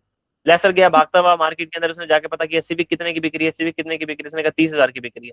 तो वो हमारे पास लेसी के पास आया दोबारा, उसने कहा आके सर मुझे और पैसे दो। हमने कहा क्यों पैसे दें, हमने तो वादा किया था कि 20,000 की बिक जाएगी, 30,000 की मार्केट में बिक रही है, तो हम तो 1 रुपया भी नहीं देंगे। तो हमने यहाँ GRV expected to be paid कितनी लेंगे, कुछ भी नहीं सर, हमने कुछ भी नहीं पे करना। गारंटीड रेजिडुअल वैल्यू लेसी ने जो गारंटी की है और एक्सपेक्टेड टू बी पेड है, वो कितनी है, 0। पहले इस केस के अंदर ठीक कुछ है। भी नहीं देना, क्योंकि मार्केट में उसकी वैल्यू ज्यादा है जितनी हमने गारंटी की थी उससे। फिर वो गया मार्केट में भागता हुआ आया, उसने कहा सर 30,000 नहीं है, 20,000। तो हमने कहा 20,000 तो हमने कही थी तुम्हें, तो 20,000 ही मार्केट में, अभी भी हमने तुम्हें क्या एक्स्ट्रा कोई पे करना है, नहीं पे करना। तो GRV expected to be paid कितनी है, 0। दूसरे केस में भी फिर वो मार्केट में भागता हुआ गया और उसने जाके पता किया कि 15,000 रुपए इसकी कार की वैल्यू है, बड़ी रेजिडुअल वैल्यू।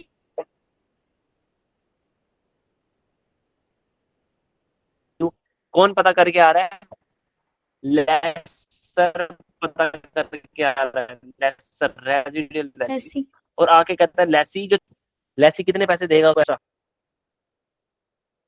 15,000 की 5,000। मार्केट में बिक रही है। हाँ 5,000, शाबाश। तो हम कहेंगे कि अब जो गारंटीड रेजिडुअल वैल्यू है एक्सपेक्टेड टू बी पेड जो हमें देनी पड़ेगी, वो 5,000 होगी। तो हम यहाँ पे सिंपल डाउन पेमेंट रेंटल और उसके साथ 5,000 ऐड कर देंगे, बस ये थी GRV expected to be paid. कि हम जो उसकी अच्छे तरीके से उसको मंड के इस्तेमाल करेंगे और उसके बाद उसकी हालत बुरी हो जाएगी, तो हमने उसको कोई गारंटी दी हुई होगी। तो गारंटी भी वो लेनी है जो एक्सपेक्टेड टू बी पेड हो। उसको कंपेयर किसे करना है, रेजिडुअल वैल्यू से। कि मार्केट में इस वक्त कीमत इतनी है, हमने इतने की गारंटी की हुई थी, हमने गारंटी की थी 20 की, मार्केट में 30 की, कुछ नहीं देना। हमने गारंटी की थी 20 की, मार्केट में 20 की, कुछ नहीं देना। हमने गारंटी की थी 20 की, मार्केट में 15 की हुई पड़ी है वो चीज, तो 5,000 हम और देंगे उसको। हमने तो गारंटी कर दी थी उसको। क्लियर है, ठीक है। सारे कॉन्सेप्ट जी। खत्म हो गया, अब आगे जी सवाल।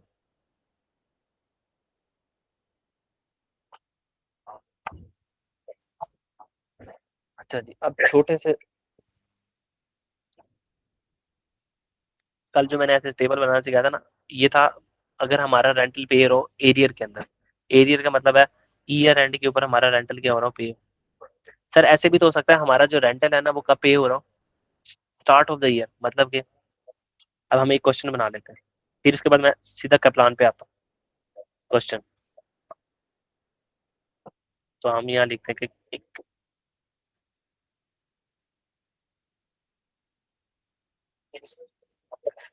Acquired plant on lease. भाई आपने एक लीज पे प्लांट लिया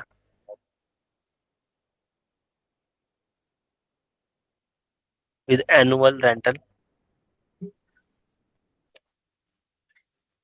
10,000 पेबल इन एडवांस। ठीक है, बहुत आसान सा है, मुश्किल नहीं है बिल्कुल भी। रूल वही रहेंगे कि आपने खतीजा ने एक प्लांट एक्वायर किया लीज के ऊपर, एनुअल रेंटल है 10,000, पेबल इन एडवांस, एडवांस में पे करना है फॉर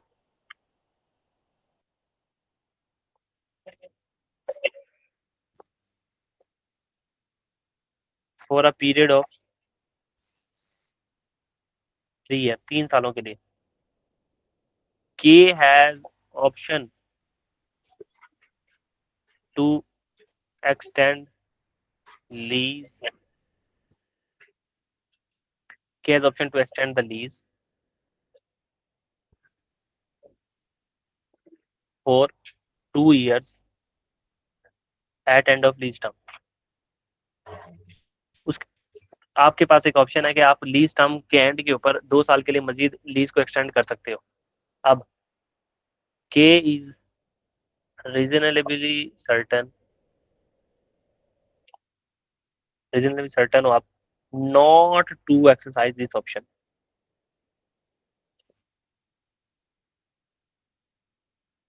आप रीजनेबल सर्टन हो के एक्सरसाइज नहीं करोगे, ठीक है। K has guaranteed,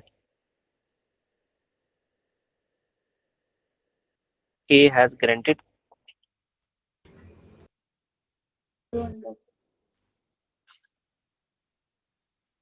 residual value of 2,000 to H, ठीक है। मुझसे लीज पे लिया आपने, आपने मुझे गारंटी की है K has guaranteed a residual value of 2002 H, ठीक है।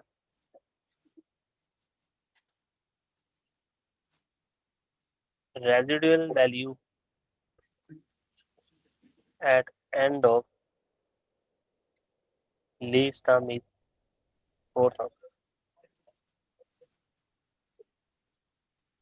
अच्छा, implicit rate in lease is 10%, which is not known to K।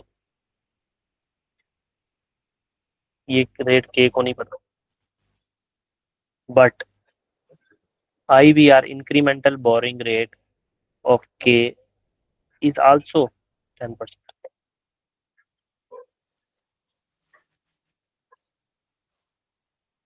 अच्छा जी, अब हमने इस सवाल को सॉल्व करना है। अब इस सवाल को पढ़ो पहले एक बार। वो कह रहा है खतीजा एक्वायर्ड अ प्लांट, किससे प्लांट एक्वायर किया जी? हमारे से एक प्लांट लिया लीज के ऊपर, विद एनुअल रेंटल है हमारे, जो हमने एनुअल रेंटल पे करने हैं वो देने हैं 10,000 पेएबल इन एडवांस। एडवांस में हमने पे करने हैं एनुअल रेंटल, सुन रहे हो? जी सर। ठीक है, फॉर अ पीरियड ऑफ 3 साल, 3 साल के लिए हमने एनुअल रेंटल पे करने हैं। फिर आपके पास खतीजा के पास एक ऑप्शन है to extend the lease for 2 year. अब आपके पास लेसी के पास ये ऑप्शन है। सबसे पहले तो इसमें लेसी कौन है? लेसी है के, और लेसोर है एच, ठीक है। अब आपके पास के पास ये ऑप्शन है कि आप एक्सटेंड कर सकते हो लीज को 2 सालों के लिए मजीद। अब K is reasonably certain not to exercise this option. आप रीजनेबली सर्टेन हो कि आप इस ऑप्शन को एक्सरसाइज नहीं करोगे, तो इसका मतलब आपकी लीज टर्म कितनी होगी? 3 years। 3 ईयर्स। आपने 2 साल के लिए एक्सटेंड करवानी ही नहीं लीज, तो आपकी लीज टर्म होगी 3 साल। बस सिंपल सी बात, ये लाइन इग्नोर कर दी हमने। फिर उसके बाद के has guaranteed a residual value of 2000। आपने 2000 रुपए की गारंटी कर दी है टू एच, किसको? लेसर को। लेसी ने लेसर को 2000 रुपए की गारंटीड रेजिडुअल वैल्यू कर दी है, ठीक है। लेकिन द जी। रेजिडुअल वैल्यू, देखो गारंटीड रेजिडुअल वैल्यू वो होती है जो लेसी गारंटी करता है लेसर को, और रेजिडुअल वैल्यू वो लेसर वो वैल्यू होती है जो एसेट को हम at the end of useful life बेच के हासिल कर सकते हैं, ठीक है। जी। तो इसको ना कर देना जीआरवी और रेजिडुअल वैल्यू में क्या फर्क है, ये तो आपको पहले पता होना चाहिए। अब वो कह रहा है कि residual value at the end of lease term is 4,000, lease term के एंड के ऊपर 4,000 उसकी रेजिडुअल वैल्यू है। तो तो कोई जीआरवी एक्सपेक्टेड टू पेड कितनी होगी हमारी? 0। 0।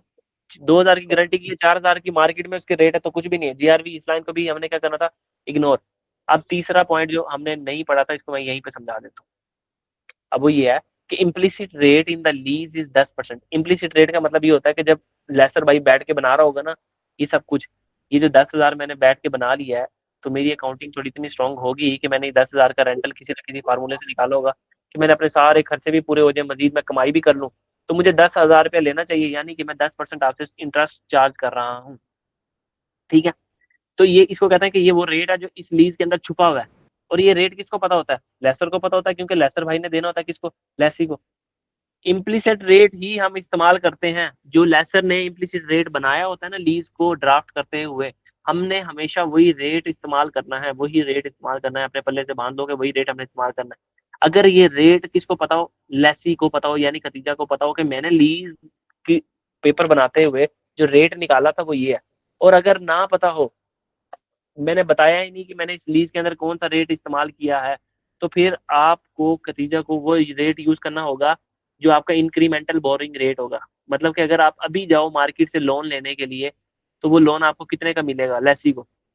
तो यहाँ पे रूल बन गया ये कि लेसी ने हमेशा वो रेट यूज करना है जो इम्प्लिसिट रेट हो किस चीज का? लेसर का। या फिर अगर लेसर का इम्प्लिसिट रेट लेसी को पता नहीं है, is not known to lessee, lessor का implicit rate is not known to lessee, तो लेसी अपना इंक्रीमेंटल बोरिंग रेट इस्तेमाल करेगा। क्लियर है? क्लियर है बात? जी सर। और इम्प्लिसिट रेट वो रेट होता है जिस रेट पे लेसर जो है लेसी को इंटरेस्ट चार्ज करता है। हाँ हाँ, वही वही वही बिल्कुल वही होता है। ठीक है। चलो अब हम करते हैं सवाल को शुरू बकायदा। तो हम सवाल में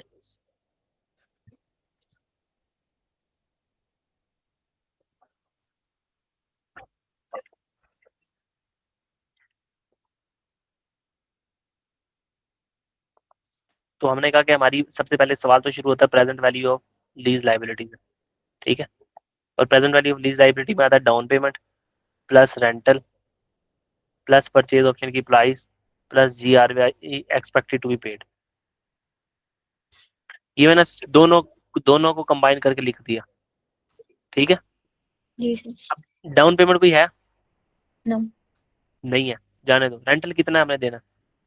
10,000। 10,000। 10,000 का रेंटल देना, तो हम कहेंगे हमारा 10,000 का रेंटल है और हमने वो देना है कितने साल तक देना है? 3 साल, और हमारा रेट है 10%। तो हम इसकी प्रेजेंट वैल्यू निकालेंगे 10 इंटू एनओटी का फार्मूला लगा के 1 - 1 + 10% रेज टू पावर -3/10%, ठीक है। Plus GRV expected to be paid कितनी है? 0। सबसे पहले आता है परचेज ऑप्शन। कोई परचेज ऑप्शन लिखा हुआ है कि लेस ही परचेज कर लेगा लेसर से? No sir. नहीं लिखा हुआ, तो परचेज ऑप्शन 0 है ही नहीं, क्रॉस कर दो। और GRV expected to be paid है कोई? नहीं सर, 0 है। तो पता लगा कि हमारी present value of lease payment या लीज लाइबिलिटी कितनी आ गई हमारे पास। करो इसको सॉल्व जल्दी से। 10,000 इंटू 1 - 1 + 10% रेज टू -3/10%। 20724। कितना? 20724। 20724। जी।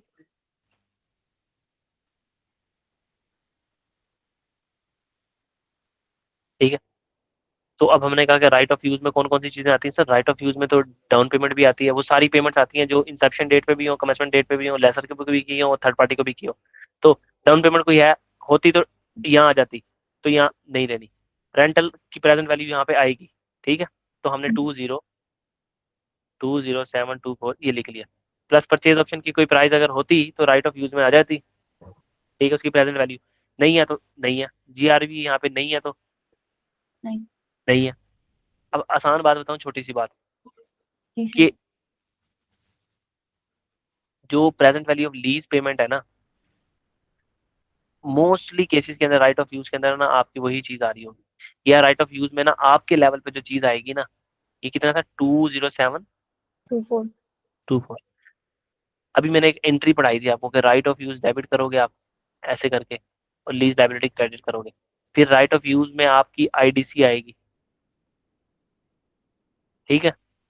फिर राइट ऑफ यूज में आपकी कोई प्रोविजन फॉर डिसमेंटलिंग आएगी, ठीक है। जी। आपके लिए राइट ऑफ यूज में याद रखना बस ये 3 चीजें आएंगी। एक तो present value of lease payment लाजमी आएगी, फिर अगर कोई IDC हुई तो वो भी आएगी, और अगर प्रोविजन फॉर डिसमेंटलिंग होगी तो वो भी आएगी। और present value of lease payment कैसे निकलेगी? ये फार्मूला कंसाइज फार्मूला है, दोनों फार्मूलों को मिला के, डाउन पेमेंट प्लस रेंटल। अगर परचेज ऑप्शन की प्राइस है तो वो भी ले लो, और परचेज ऑप्शन की प्राइस नहीं है तो GRV expected to be paid ले लो। अगर तो यहाँ पे परचेज ऑप्शन की प्राइस होती तो GRV ना दी होती, मैं इसको 0 ले लेता, ये वाली ले लेता। अब GRV दी हुई है तो इसको मैंने 0 ले लिया, क्योंकि GRV सिर्फ उसी केस में आती है जिसमें आपने खरीदना ना हो, क्योंकि गारंटी हम उसी केस में करके आते हैं लेसर को जाके जिसमें हमें पता हो कि हमने इसको एंड में परचेज करना ही नहीं है। ठीक है। तो अब ये खत्म होगी बात, यहाँ पे दोनों ये सेम होगी। तो ROU में सिर्फ 3 चीजें आएंगी, IDC, प्रोविजन और present value of lease liability. और लीज लाइबिलिटी में क्या आएगा ऊपर लिख दिया। तब हम यहाँ अपने पास एंट्री कर देंगे वही बस, कि राइट ऑफ यूज डेबिट और लीज लाइबिलिटी क्रेडिट 20724। तो अगर इन दोनों का डिफरेंस हो तो फिर क्या होता है? तो कल मैंने वो सारे डिफरेंसेस बताए थे ना, कल जो सवाल करवाया था, जी उस सर। लेवल का सवाल नहीं आ सकता। मैं भी आपको जरा सा आपकी एग्जाम किट के सवाल दिखाऊंगा तो आपकी हंसी निकलेगी कि क्या कर रहा है। वो तो आपसे ये प्रेजेंट वैल्यू भी नहीं निकलवाता, प्रेजेंट वैल्यू भी खुद निकाल के देता है। ठीक है। अब ये करने के बाद हमारा सबसे पहला काम होता था, हमने अमोर्टाइजेशन टेबल बनाना। इसके बगैर ना समझ लो जिंदगी अधूरी है। डेट, इंस्टॉलमेंट, प्रिंसिपल, ठीक है, इंटरेस्ट। इसके बाद हम डायरेक्ट सवालों पे आते हैं फिर, और बैलेंस। अच्छा जी।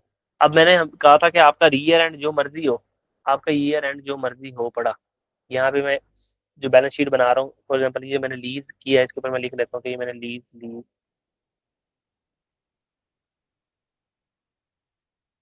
मेरा ईयर एंड है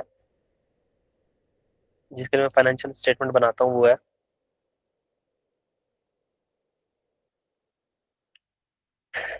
31 मार्च 2002 के लिए बना रहा हूँ मैं।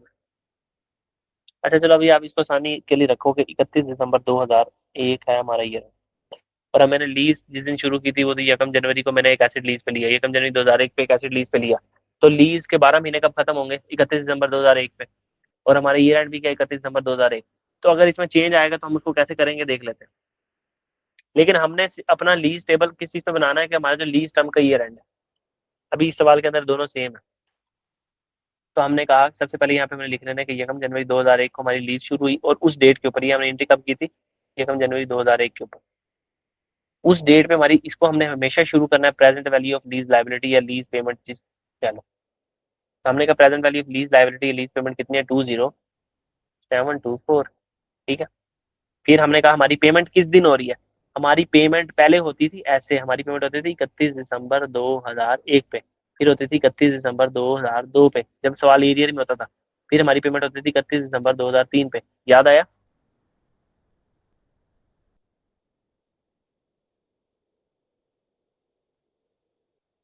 मैडम याद आया कुछ?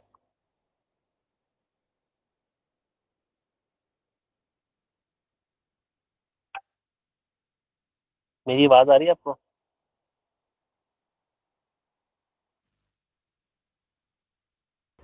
सॉरी सर, नेटवर्क का इशू हो गया था। कहाँ पे ड्रॉप हुई थी क्लास? कहाँ तक हाँ, सुन लिया? जहाँ पे मैंने कहा था ठीक है, मतलब वो सारा पूरा हो गया था कॉन्सेप्ट, मतलब मैं क्वेश्चन ये नहीं स्टार्ट किया। अच्छा मैं ये कह रहा था कि ये एंट्री हमने क्यों की 1 जनवरी पे खड़े होके, जिस दिन लीज हमने लीज शुरू हुई है। तो ये टेबल हमने बनाना होता है जिस जिस तरह हम पेमेंट कर रहे होते हैं ना, लीज टर्म के हिसाब से टेबल बनाना होता है। जब हमारी पेमेंट हो रही है ना उस हिसाब से बनाना होता है। ईयर एंड को देख के ये टेबल नहीं बनता, ये टेबल बनता है पेमेंट को देख के। ठीक है। ठीक है। तो अगर हमारा होता ना एरियर में सवाल, तो हम क्या करते? अभी सिर्फ करके दिखा देता हूँ कि 3 साल का ना। तो हम क्या करते हैं कि एरियर में पेमेंट हो रही है तो हम कहते हैं ये 2074, इसको हमेशा शुरू करना है इससे। Hmm. Present value of lease liability या लीज पेमेंट से हमेशा इसको शुरू करना। तो हम कहते हैं कि 31 दिसंबर को हमारी पेमेंट होनी है ना, तो ये पेमेंट होनी है हमारी 10,000 की, तो इंस्टॉलमेंट आती है 10,000। ठीक है। 10,000 यहाँ पेमेंट होनी है, और 10,000 हमारी यहाँ पेमेंट होनी है। ठीक है। फिर हम इसको बैलेंस को मल्टीप्लाई करते हैं किससे? ओपनिंग लाइबिलिटी को मल्टीप्लाई करते हैं इंटरेस्ट से। क्या आता है इंटरेस्ट? जल्दी बताओ। 2072, था 2072.4। नहीं नहीं, जल्दी मल्टीप्लाई करके बताओ कितना बनता है ये। 2072.4। हाँ 2072.4। अब हमारा रेंटल, मैंने कहा था यहाँ रेंटल लिख लेना ऊपर, प्रिंसिपल के ऊपर कि हमारा रेंटल है 10,000। अगर इस 10,000 में से 2072 पॉइंट्स को इग्नोर करते जाओ, 2072 अगर हमारा इंटरेस्ट है तो प्रिंसिपल कितना होगा जल्दी से बताओ? 7928। 7928। और अब हमारे पास क्लोजिंग लाइबिलिटी कैसे आ जाएगी? Opening plus interest minus instalment is equal to closing. क्या आएगा? या बैलेंस में से प्रिंसिपल की अमाउंट माइनस करो तब भी आ जाएगा आपके पास क्लोजिंग बैलेंस। आप opening plus interest minus instalment किया करो वन जल्दी फोर जल्दी। Eight six eight 14868। ठीक है। अब इसके ऊपर आप क्या करोगे? इंटरेस्ट लगाओगे 10%, ये कितना बनेगा? 148,6.8। ठीक है। 6.8 को आप कर दो 7। तो 7। हाँ, तो अगर 10,000 में से ये इंटरेस्ट है तो बाकी प्रिंसिपल कितना होगा?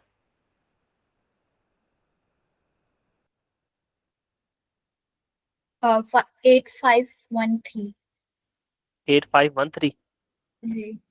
क्लोजिंग बैलेंस क्या आएगा?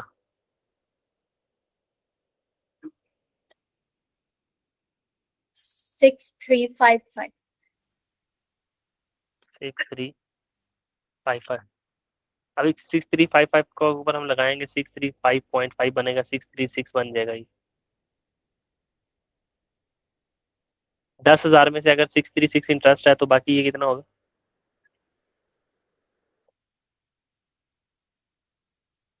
9364। 9364। देखो ये टेबल जीरो हो गया।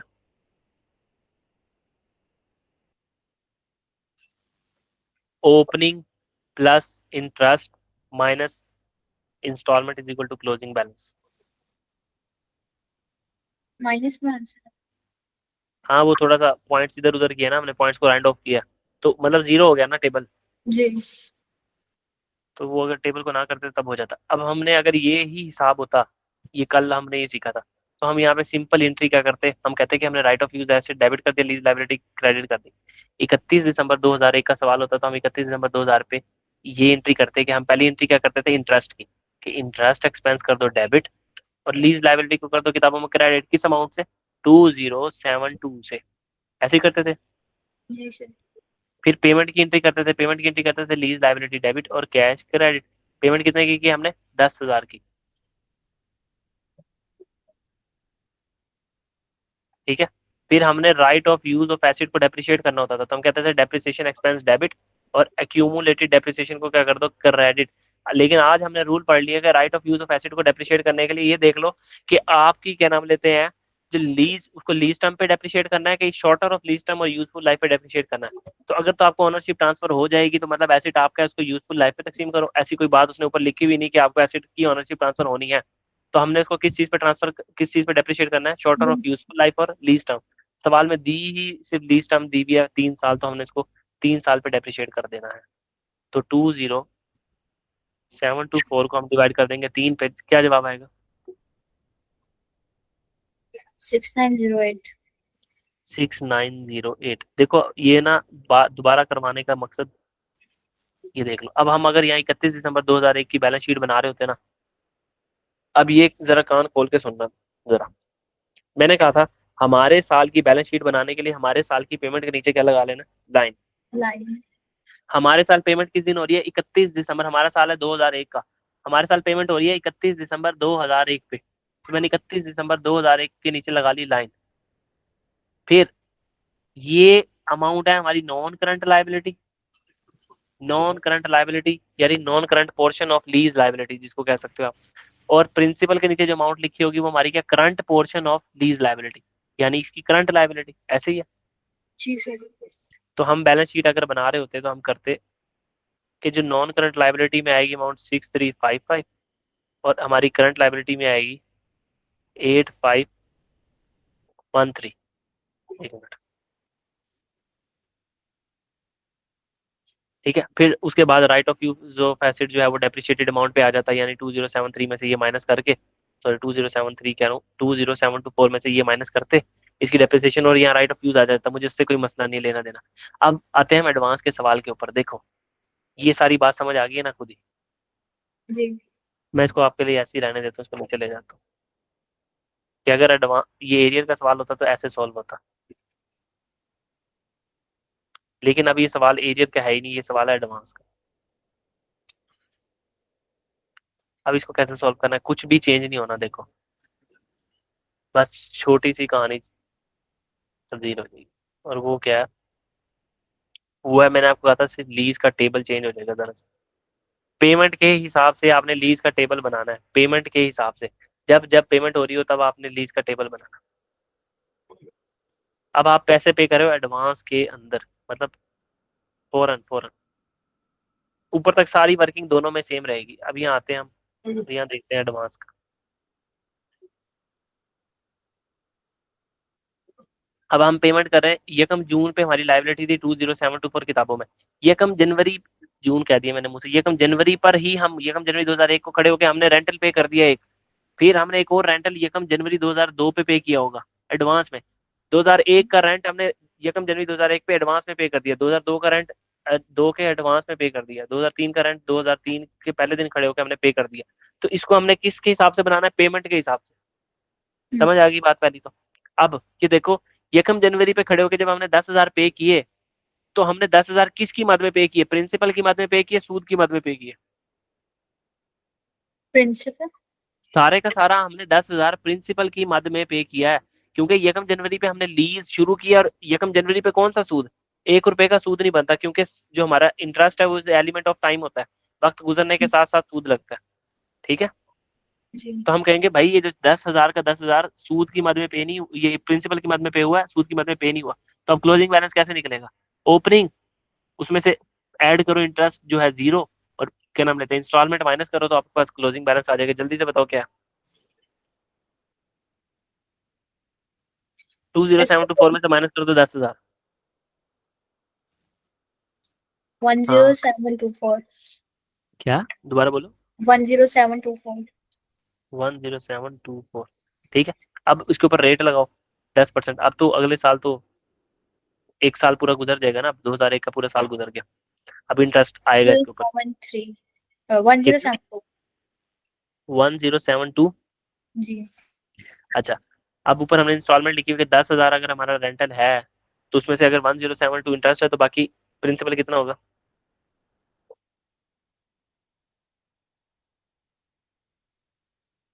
प्रिंसिपल कितना होगा हमारा? 8928। 8928 हमारा ये होगा प्रिंसिपल। और हमारे पास क्लोजिंग बैलेंस क्या आ जाएगा?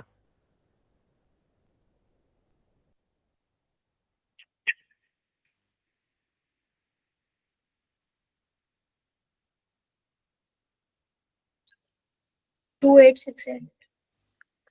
2868 क्लोजिंग बैलेंस आ गया हमारे पास। जी जी। इतना थोड़ा नहीं आना चाहिए क्लोजिंग बैलेंस।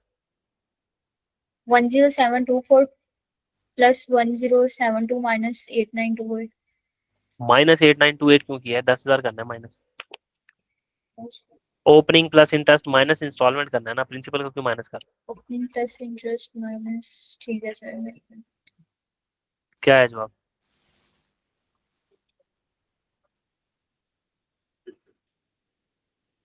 1796। 1796।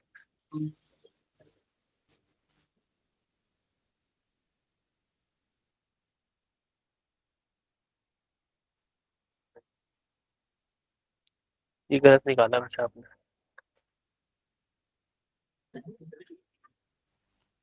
अच्छा चलो, जिसमें मेन बात थी ना, तो देखो, अब हमने यहाँ पे सिंपली क्या एंट्री करनी है सबसे पहले तो?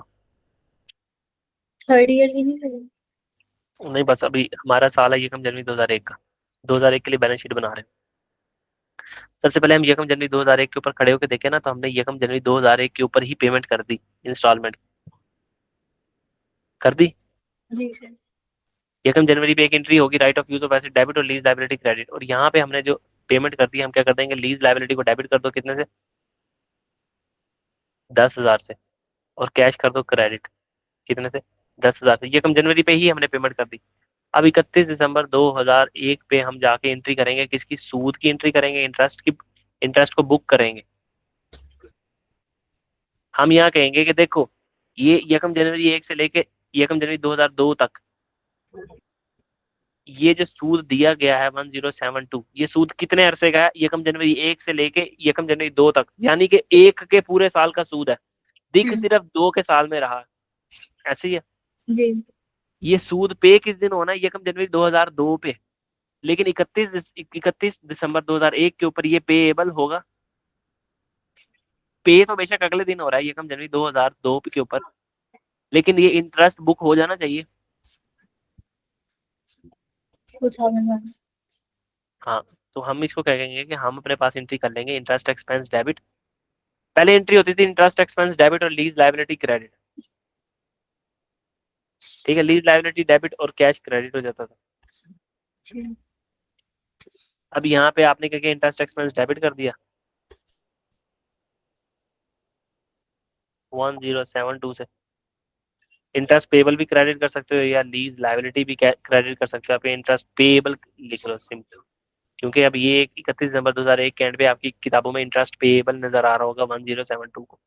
ठीक है, प्लस यहाँ 31 दिसंबर 2001 के एंड के ऊपर आप क्या करोगे, डेप्रिसिएशन भी करोगे, depreciation debit, accumulated depreciation credit, जो भी बनती होगी वो आप ऐसे बुक कर रहे हो।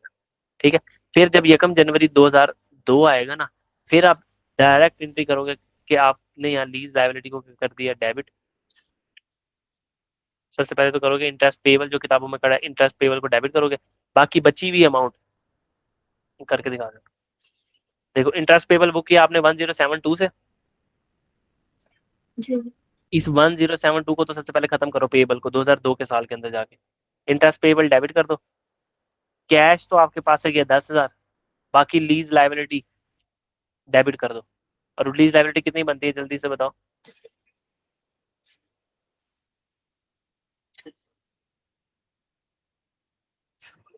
8928 बन रही है।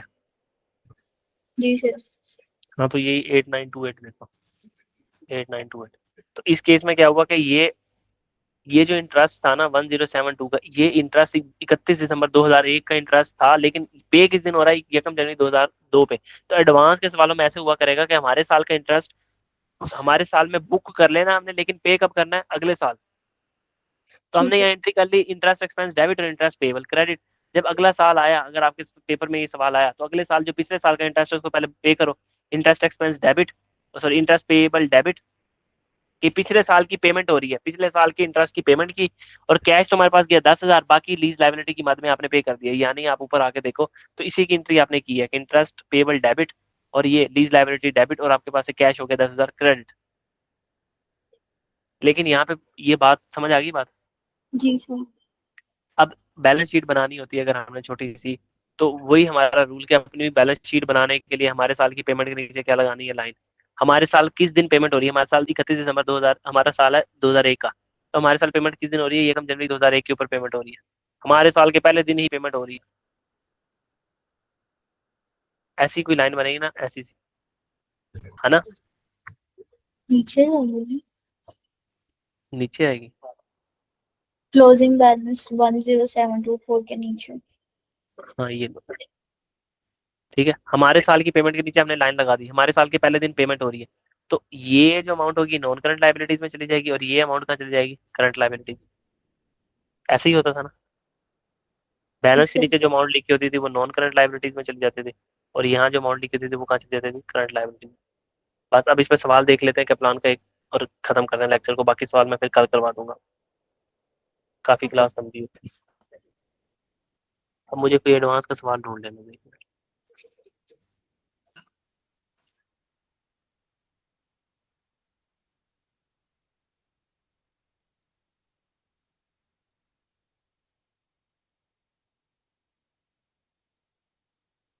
यही सवाल कर लेते हैं, question number 90।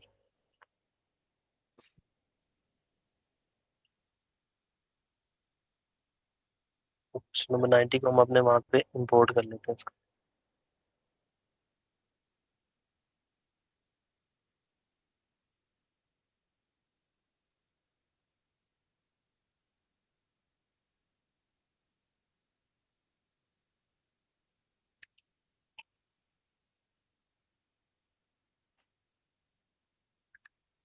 Where is question number 90?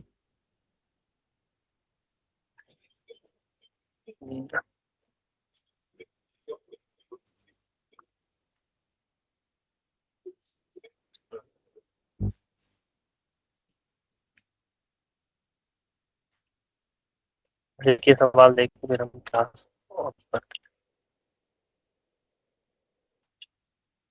ठीक है, तो ये हमारे पास आ रहा है जी सवाल। सवाल क्लियर है स्क्रीन के ऊपर? जी सर।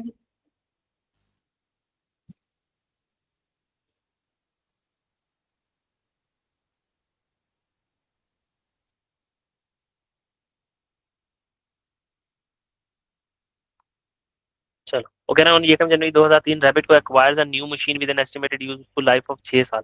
एक हमने मशीन एक्वायर की है रैबिट ने, तो रैबिट क्या हो जाएगा? लेसी। ठीक है, और उसकी यूजफुल लाइफ है 6 साल।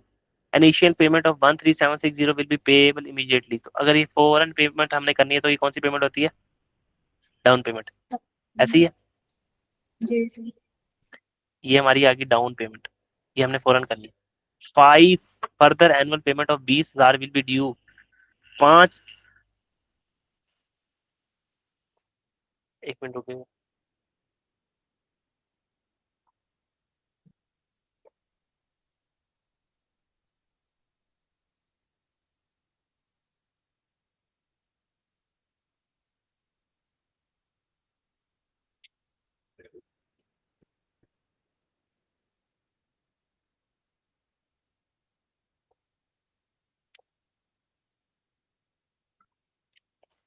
अच्छा, 5 हमने एनुअल इंस्टॉलमेंट जो पे करनी है, एनुअल रेंटल पे करनी है, विल बी ड्यू, जो कि हमने पे कब करनी है? 1 जनवरी 2003 से, मतलब साल के पहले दिन खड़े होके हमने पे करनी है। और हमने लीज पे कब लिया था? 1 जनवरी 2003 पे ही हमने लीज पे लिया था।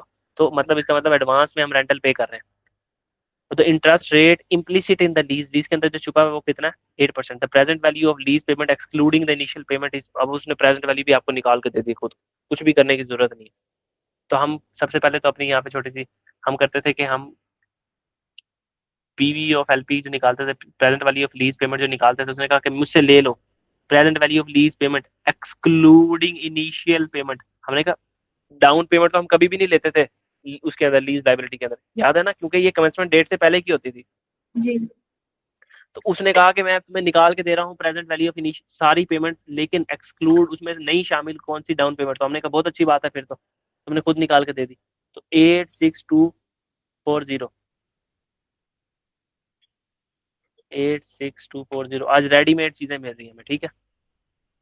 फिर हमने क्या लेना था right of use of asset.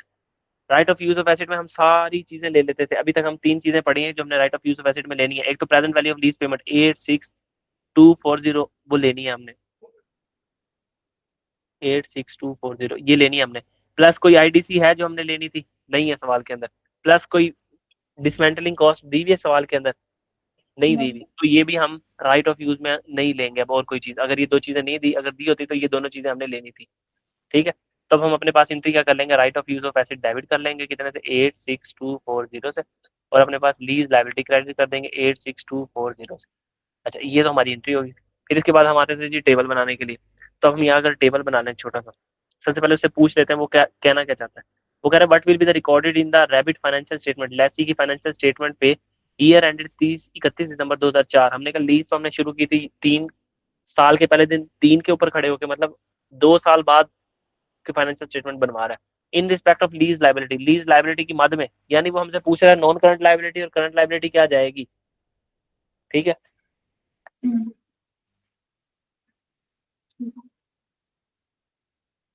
तो हम कहेंगे कि जी हम यहाँ बनाएंगे डेट इंस्टॉलमेंट। मुझे बना के दिखाओ ये वाला जरा, टेबल इस, हाँ ये टेबल बना के दिखाओ एडवांस के साथ में। Date principal instalment principal interest closing balance.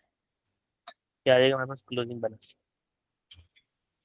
इसमें ठीक है। सबसे पहले इसको शुरू कहाँ से करना है, सबसे पहले ये बताओ, इस टेबल को शुरू किसके हिसाब से करना है, एडवांस पेमेंट है ना, तो इसको पेमेंट से पेमेंट स्टार्ट। के हिसाब से शुरू करना है हमने। जी। पेमेंट के हिसाब से, पेमेंट किस दिन हो रही है, सबसे 20,000। पहले तो यहाँ पे क्या आता है, होता है present value of lease liability, याद है। जी जी। तो हमने यहाँ लिख दिया 86240। फिर हमने इसको शुरू करना है पेमेंट के हिसाब से। यकम, ये तो सबसे पहले आ गई यकम जनवरी 2003 की बात, कि यकम जनवरी 2003 पे हमारी लाइबिलिटी आ रही थी। अब अगर हमारा एरियर में सवाल होता तो हम लिखता 31 दिसंबर 2003। अब अगर मेरा एरियर में सवाल, मैं लिखूंगा क्या, यकम जनवरी 2003, मेरा एडवांस का सवाल है, ठीक है। जी सर। ठीक हो गया। तो मैं यहाँ लिखूंगा कि भाई मैंने इंस्टॉलमेंट पे की, कितने की इंस्टॉलमेंट पे की, द 5 फर्दर एनुअल इंस्टॉलमेंट पे करनी है हमने 20,000 रुपए की। तो हमने एक 20,000 की इंस्टॉलमेंट यहाँ पे की। फिर यकम जनवरी 2003 के बाद हमने 4 को, यकम जनवरी 2005 को, यकम जनवरी 2006 को, वैसे टाइम जाया कर रहा हूँ, 1 2 3 4 5। इतना ज्यादा पेपर में बनाने की जरूरत नहीं है, ठीक है। ये आपको सिर्फ समझाने के लिए कि कहाँ तक आपने इसको बनाना है पेपर में। 20,000 आपने यहाँ पे किया, फिर 20,000 आपने यहाँ पे किया, फिर 20,000 आपने यहाँ पे किया, फिर 20,000 आपने यहाँ पे किया, ठीक है। Negative negative negative negative. अब यकम पहले जनवरी कौन से 2003 के ऊपर, हाँ बताओ। प्रिंसिपल के स्टडीज करेंगे? प्रिंसिपल क्या, प्रिंसिपल अमाउंट पे 20,000 आएगा ना, क्योंकि एडवांस पेमेंट। हाँ एडवांस पेमेंट है। और इंटरेस्ट क्या हो जाएगा, कुछ भी नहीं। इंटरेस्ट।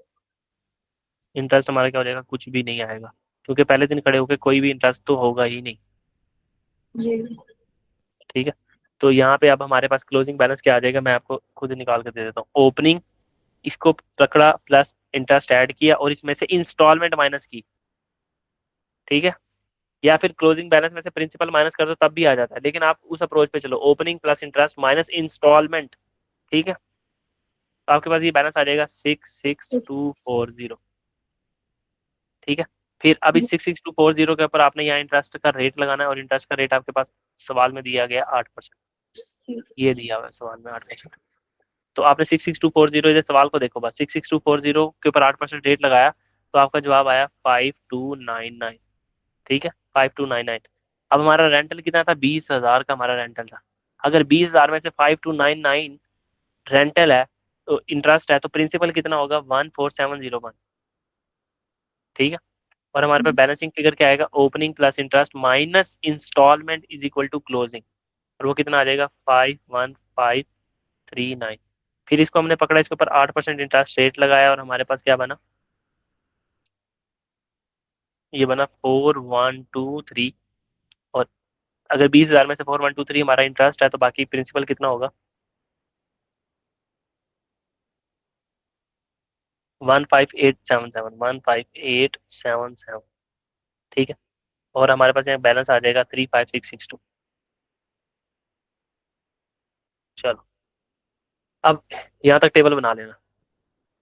अब मैंने यहाँ तक की टेबल क्यों बनाया, इसका जवाब, अब उसने हमसे पूछा था कि भाई आपकी 31 दिसंबर 2004 के लिए बैलेंस शीट में लाइबिलिटी क्या आएगी। तो हमारा साल कौन सा हुआ, हमारा साल कौन सा हुआ है। 2004 के हाँ नीचे टू लाइन। थाउजेंड हाँ 2004 के नीचे लाइन नहीं लगानी, हमारे साल की पेमेंट के नीचे लाइन लगानी। हमारा साल है 31 दिसंबर 2004 का, हमारे साल में पेमेंट हुई है 1 जनवरी 2004 पे, तो यकम हमारे साल की पेमेंट के नीचे लाइन लगा दी। ये हमारी साल की पेमेंट हुई है इस दिन, हमारे साल की पेमेंट के नीचे हमने लाइन लगा दी। तो अब यहाँ से हमें पता लगेगा कि ये हमारी क्या है जी, नॉन करंट लाइबिलिटी। ये हमारी क्या है, नॉन करंट करंट। लाइबिलिटी। और ये हम हाँ, ये हमारी करंट लाइबिलिटी है, ये हमारे साल का एक्सपेंस है। अब इसका ऑप्शन कौन सा बनता है इस हिसाब से, 35662। तो ये नॉन करंट लाइबिलिटी, यहाँ उसने करंट लाइबिलिटी ये दिखा दी है कि 20,000। ठीक है। तो इसको वैसे इग्नोर भी कर सकते हो। और हमारा इंटरेस्ट कौन सा है 4123। तो हमारा ऑप्शन ए क्या सही कौन सा होगा, ऑप्शन ए। ठीक जी हो गया। सर। जी। तो बस इसमें कोई मुश्किल चीज थी। नो। तो इस तरह के आपको सवाल देंगे कि ये नॉन करंट लाइबिलिटी बैलेंस के नीचे से निकालोगे, प्रिंसिपल की मद में ये जाएगी करंट लाइबिलिटी आपकी, और ये आपकी फाइनेंस कॉस्ट आ गई, यानी इंटरेस्ट एक्सपेंस फाइनेंस कॉस्ट। तो ये हमने बता दिया, option A is the correct option. अब हमने ये टेबल यहाँ ड्रॉ क्यों दिया था, क्योंकि हमने जिस साल की हमने बैलेंस शीट बनानी होती है ना, उससे अगला साल एक चाहिए होता है हमें। हमें 2004 की बनानी थी, तो सिर्फ हमने 2005 के ऊपर ब्रेक लगा दी। वहाँ पागलों की तरह बैठ के टेबल नहीं बनाने लग जाना पूरे का पूरा। ठीक है। तो बाकी सवाल काफी सारे मेरे लिस्ट में थे, तो वो मैंने अब काफी टाइम हो गया इसके ऊपर, बाकी हम कल कवर अप करेंगे। इसमें छोटी सी बात रहेगी और दो चार सवाल देके फिर इसको हम वाइंड अप कर देंगे। ऑलमोस्ट जो मेजर कंसेप्ट है वो सारे कवर अप हो गए हैं, तो मेजर सवाल इसी में से ही बनते हैं 90%। बाकी जो है ना थोड़ा बहुत कचरा मचरा रह गया। ठीक है। कोई सवाल हो तो पूछ लो, नहीं तो फिर हम क्लास में एंड करते हैं और उसके बाद ऑडिट की क्लास थोड़े टाइम में शुरू करते हैं। मैंने तो जरा जो रखी